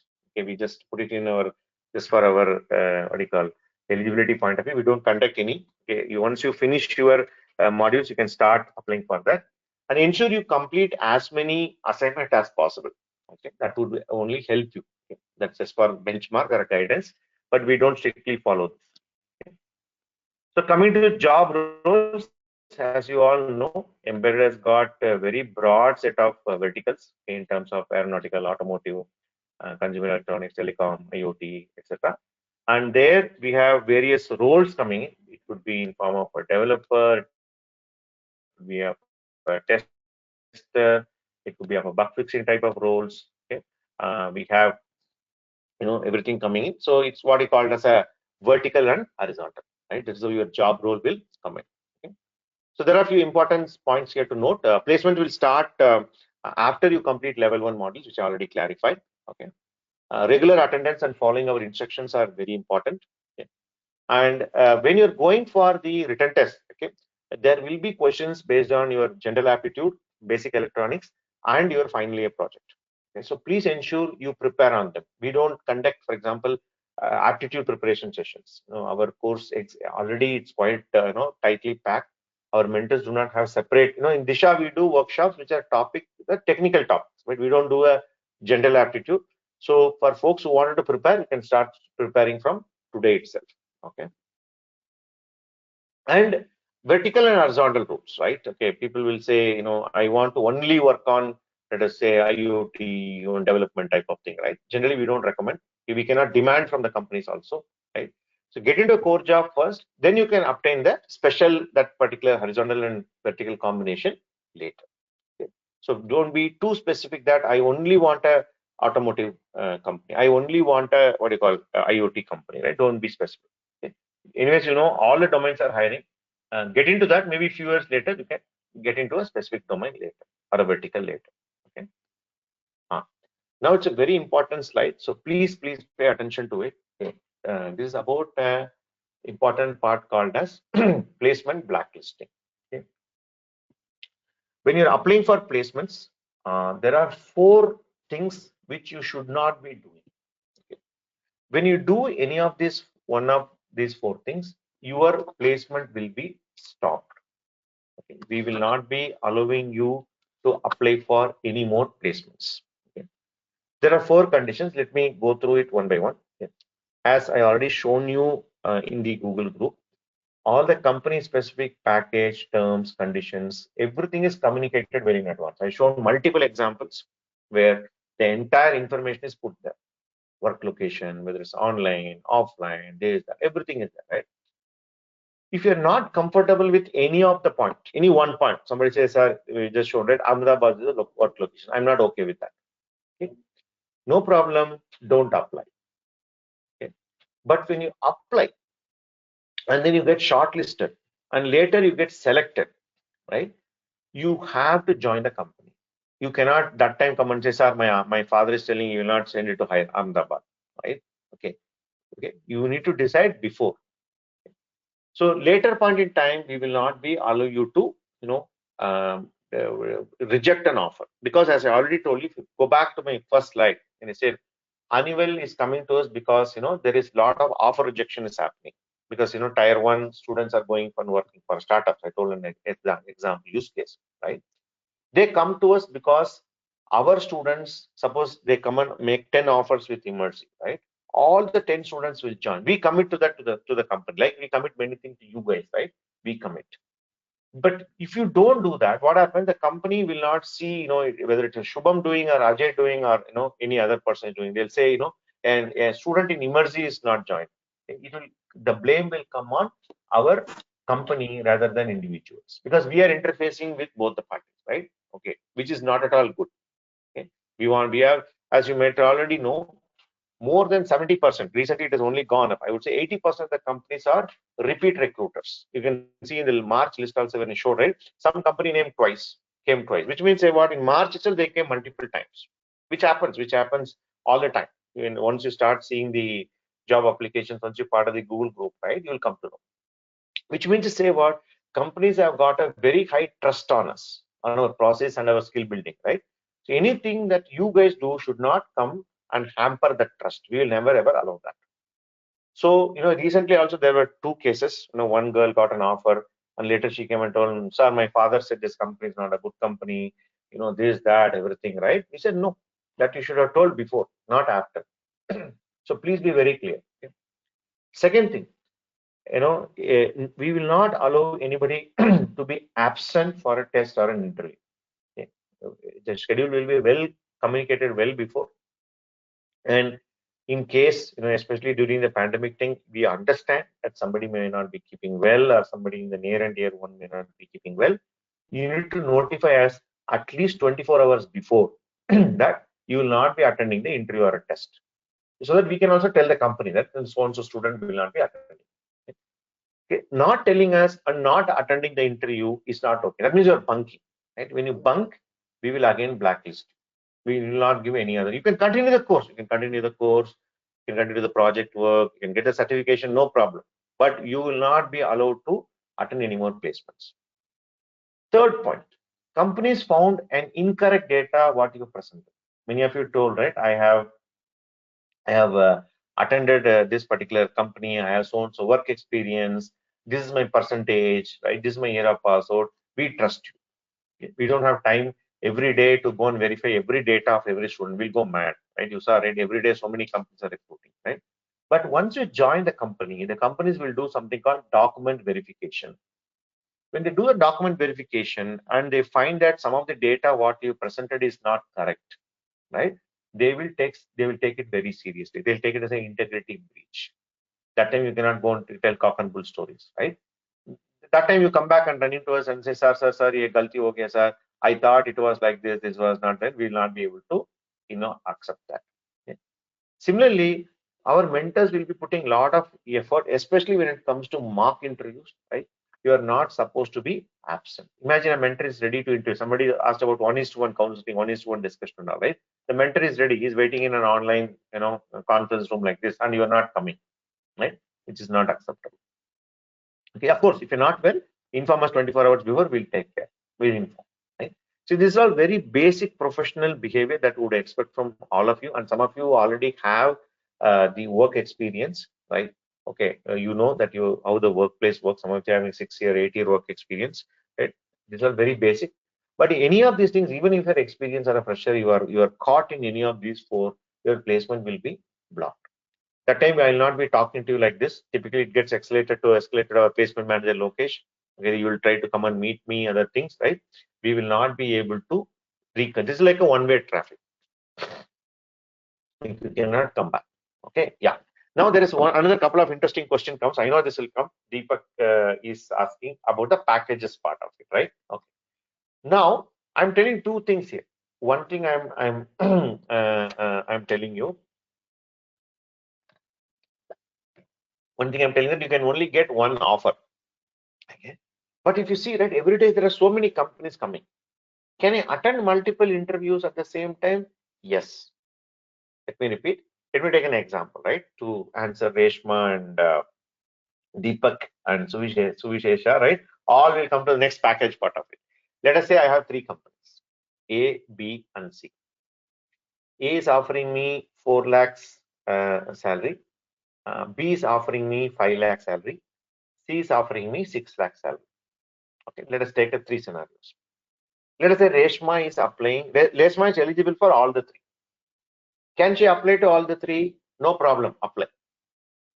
And assume all the 3 got shortlisted. And it also can happen is on the same day you will attend a written test for A and B, right? Next day you attend a written test of C. And the same day you attend a technical test of B. It is happening in some kind of a permutation combination manner, as I told, right? Our students attending multiple interviews or multiple written tests on the same day is a very normal scenario in emergency today. Because I told the mathematics, right? We are having 100+ applications. We're not able to allocate in the 22 days, right? You remember the old slide which I showed in the beginning. All connected. Hope you are able to see that, right? But what happens when you're attending multiple interviews? Let us say A, B, C, and 3 ABC, right? Let us say A comes first and then say, hey, I'm company A, I'm selecting Reshma. And what is the salary of A? 4 lakhs. But in the meantime, what Reshma has done is Reshma has attended B, where she has cleared the written test and she's waiting for the technical interview. In C, which is offering 6 lakh salary, she has cleared the written test, she has cleared the technical interview also, she's waiting for the HR interview. In that timeline, A comes and tells, Reshma is selected. I'm giving you 4 lakh salary. She has to join, let us say, day after tomorrow. This is the scenario. This information will reach whom? Before it reaches, it will reach our placement team. Our placement manager, Lokesh, will be there. Our team, they're there day in and day out, right? They're doing the job, right? The moment we get confirmation from any three of them, and it can happen reverse also. For example, the 6 lakhs company will confirm first, and then 5 lakh will confirm later. It can happen any permutation combination, right? I'm taking the worst case scenario so that you get the message, right? The moment you get the 4 lakh salary, what we tell before even we tell you, right? We tell B and C that Reshma is no longer available. Reshma got selected with A because we always go with first come, first serve policy. And we immediately tell B and C that Reshma is no longer available. She already got selected with company A. Please note, we don't allow multiple offers. You can attend multiple interviews, no problem. The moment any company confirms first, you will be blocked for that company. Initially, when we introduced, no, both students and companies, they both were very furious. Companies were telling, how come you can do that? I spent so much of effort. You know, my team interviewed Reshma. She's good. I want her. And student is telling, sir, kya sir? Why are you preventing me by getting, 6 lakh rupees salary, right? So again, if you come back, right, when you go from 4 lakhs rupees salary and you get a 6 lakh rupees salary, obviously we'll choose a 6 lakhs one. Naturally end up, rejecting the 4 lakh rupee company, which you don't allow. One. Second thing, I don't want a scenario where Reshma goes with 3 offers, but Suvishesha having a 0 offer. We don't have the scenario. In fact, if you go and look into some of the top-notch engineering college, they have this concept of dream offer and super dream offer. Right? Some students will come and I got 3 offers, right? Which is criminal, right? You are in fact you are preventing job of 2 other people. In our institute, we are very clear. I want Reshma also go with a job, Suvishesha also go with a job, Mirza also go with a job. So that's the reason why we tell you can attend multiple companies. The moment you get an offer, you don't need to do anything. Our placement team will automatically take care in the back end. And clients also, our placement companies also came to know the fairness of this process. They said, oh, fine, you are doing this because to avoid the offer rejection, they started respecting that. Please note, right, this system is defined with fairness for everybody, fairness for all the student in immersive. I cannot say which student is important. I cannot say, hey, Reshma is more important than Suvisha. I cannot say that. All the students who are doing the course is important to me, right? And similarly, from the company's perspective also, we need to be fair. Right? And we are in between two people, right? That's the reason we kept this policy that you can apply for multiple companies, you can attend multiple interviews, but whichever offer comes first, you need to join. Is that clear? Reshma, Vishesha, Deepak. And salary information is already there, right? Anyways, you saw in the application, right? The salary information is already communicated. Salary, bond, ERA password, location, online, offline, everything is communicated to you. You saw the job application, right? Everything is well communicated to you in advance. Is it clear, Reshma, Suvishesha, Deepak? Okay. All right. Great. Okay. Thank you, guys. I know we're almost heading there. Give me a few more minutes. We'll wrap it up. Okay. Important facts, just to ensure we understand. Till how long I'll get placement opportunities through Emergy? Let me attend a quiz. I know it's past dinner time. How long will I get placement opportunities through Emergy? Come on, guys. What is the answer? Few more minutes. We'll wrap it up. What's the right answer? Kaun banega crorepati? Okay. Yeah, 2 years, September 2022. But if you ask me logically, you can add another 2-3 months before, right? 24 months plus that 2-3 months, right? Okay. Actually, 27 months, right? Yeah, that's correct. Can I choose between 2 job offers? Or rather, can I get 2 offers from Emergy? No, just no explain, right? Should I apply to all companies? Should I apply to all companies, or one day 5 companies are coming, sir? Should I apply? I'm eligible for all. I would say it's up to you.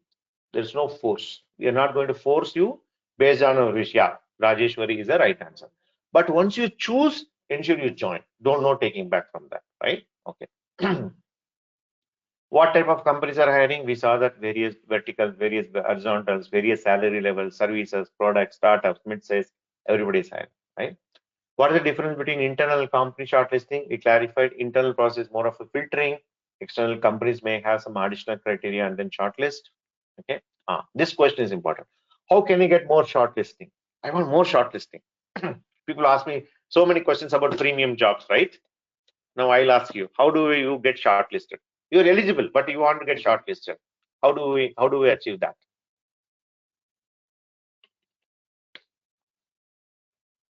Score high in module assessments, right? Merit, right? That's based on our performance graph, green zone, fantastic, right? You take care of that, automatically shortlisting will be taken care. It's a completely merit-driven system, okay, which companies appreciate, students appreciate, and then we have been following. And since you guys are new, it's very likely that you have all the questions. That's fine, no problem. I can clarify. Okay. Quickly, I'll go through the NSDC certificate. What we get, we are affiliated with NSDC. Right. So let me quickly through that.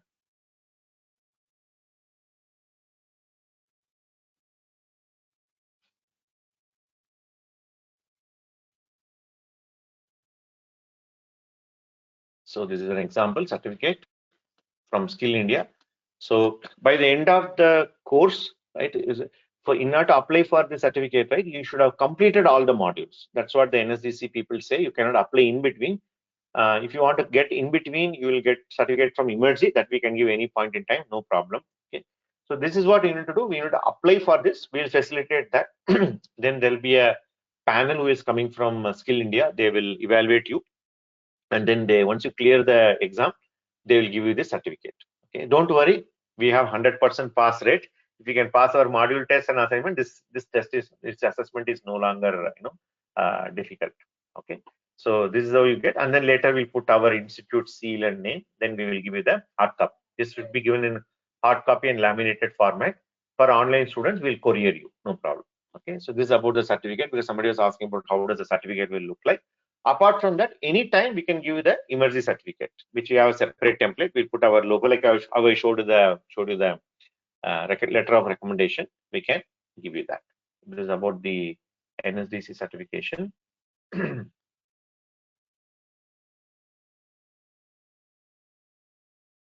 Okay, what are the advantages I want to mention? Last slide. Do's and don'ts. What are the do's? Be regular. Absenteeism is absolutely not okay. Only attending classes, not doing assignments, especially happens with the evening batch, your placement will not happen. Even if you say go and attend the interview, you will not get selected. As simple as that. Be regular, that only will happen. Right? Follow the instructions, work as per what we say, because we have, basically, having the system for so many years, it works. Appreciates the system. And one challenge with online student is you need to discuss, because you are remote, right? If you are physically coming, you can see us, right? And then you can meet us face to face. One of the challenge with the online student is that you need to communicate. I'll show you the support lines, how you can reach out to us, right? Learn from peers and classmates. One of the reason why I ensure that, introduce each one of you and then communicate so much, even though it's like quite late, right? To ensure that you guys connect each other. Anyways, you have the WhatsApp group to talk to each other, right? What are the don'ts? Don't miss the classes. Absolutely not okay. Don't assume things. There could be some rumors, some kind of, people may just like that fly some news. Right? Don't believe in that. As we saw, right, whatever questions you guys asked me, I clarified with data points, right? We'll always discuss with data points, no issues, anytime. Okay? And any issue with you have your mentor, suppose let us say the mentor is not explaining well, or you are not understanding what the mentor is telling, we are open for feedback. Okay? So don't attack the mentor or get into unhealthy argument. Put it across. Tell the mentor himself or herself, ma'am, I'm not understanding. Or, sir, I'm not understanding. They'll help you. In worst case, we have mechanism to reach out to us. We'll ensure that it is, addressed. Those comments are addressed. Okay. There are do's and don'ts. Action items. Anyways, the lab mentor LMS will be created. Google group will reach you shortly, right? Okay. Anyways, you have the laptop or the desktop where you'll be installing the Linux. That will be the first class. Okay.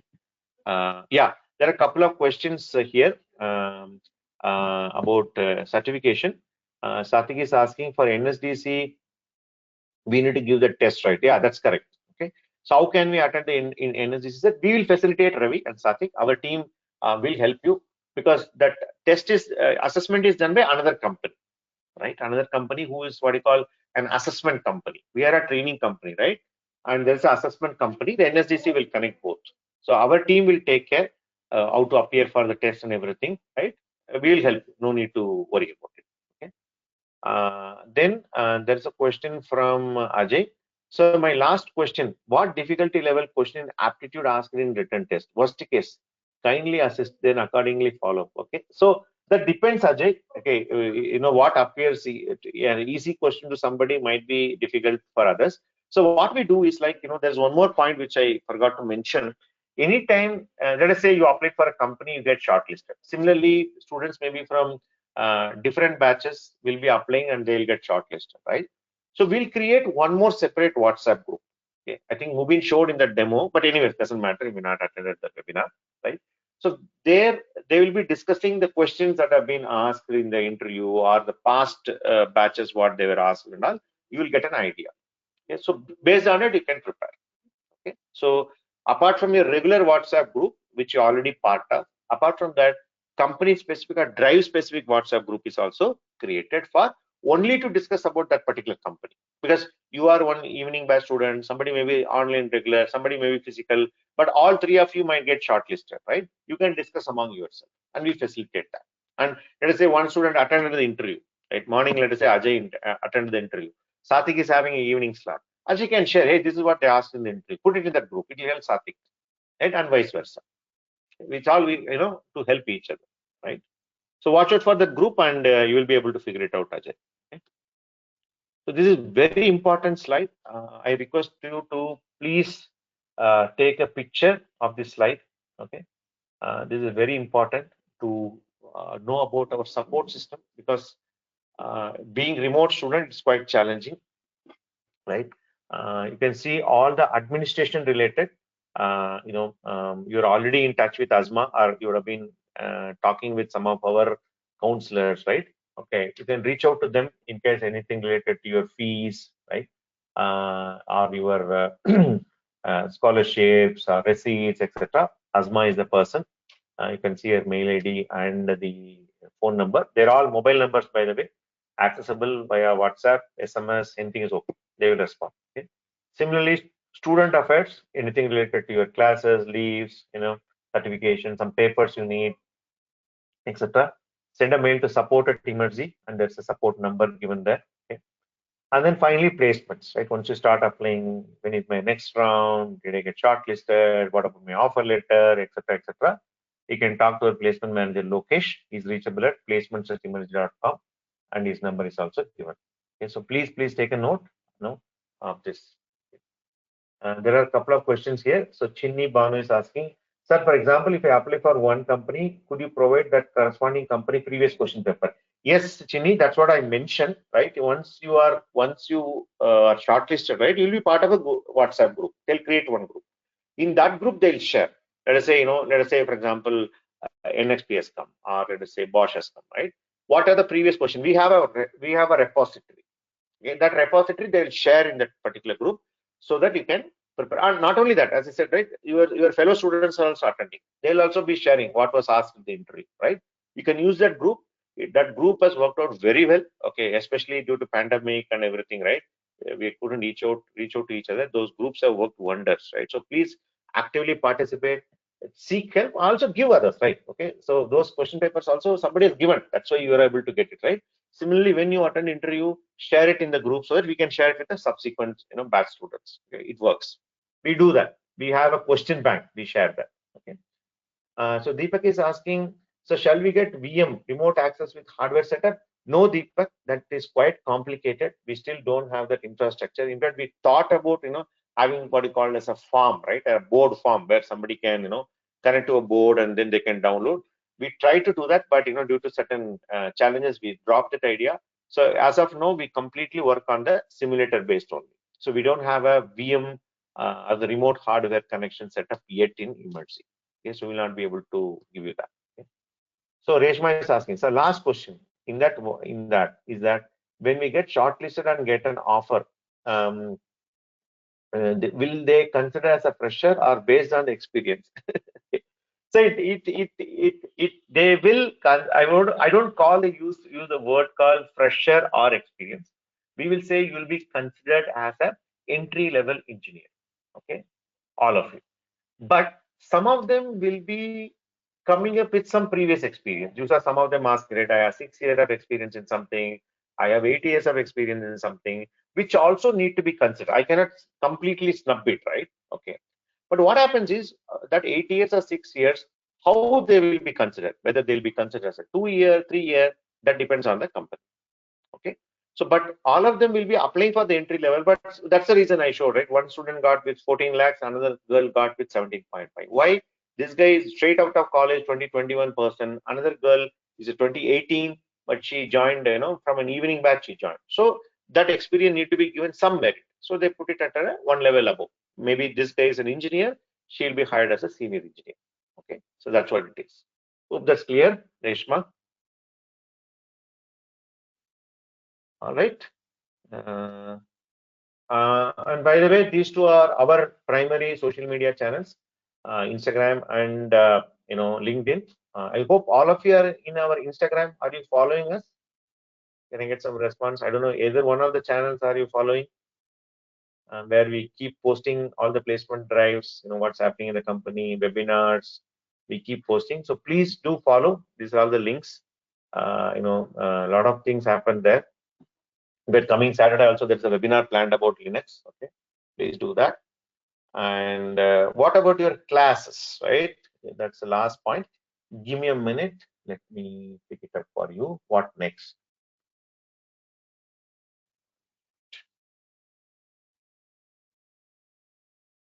My team has left me a note. Let me pick it up for you.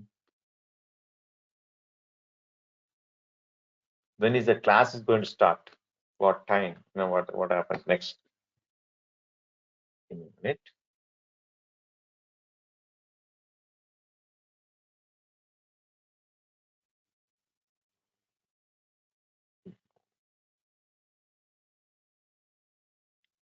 March 30th batch. Batch. Let me pick the information.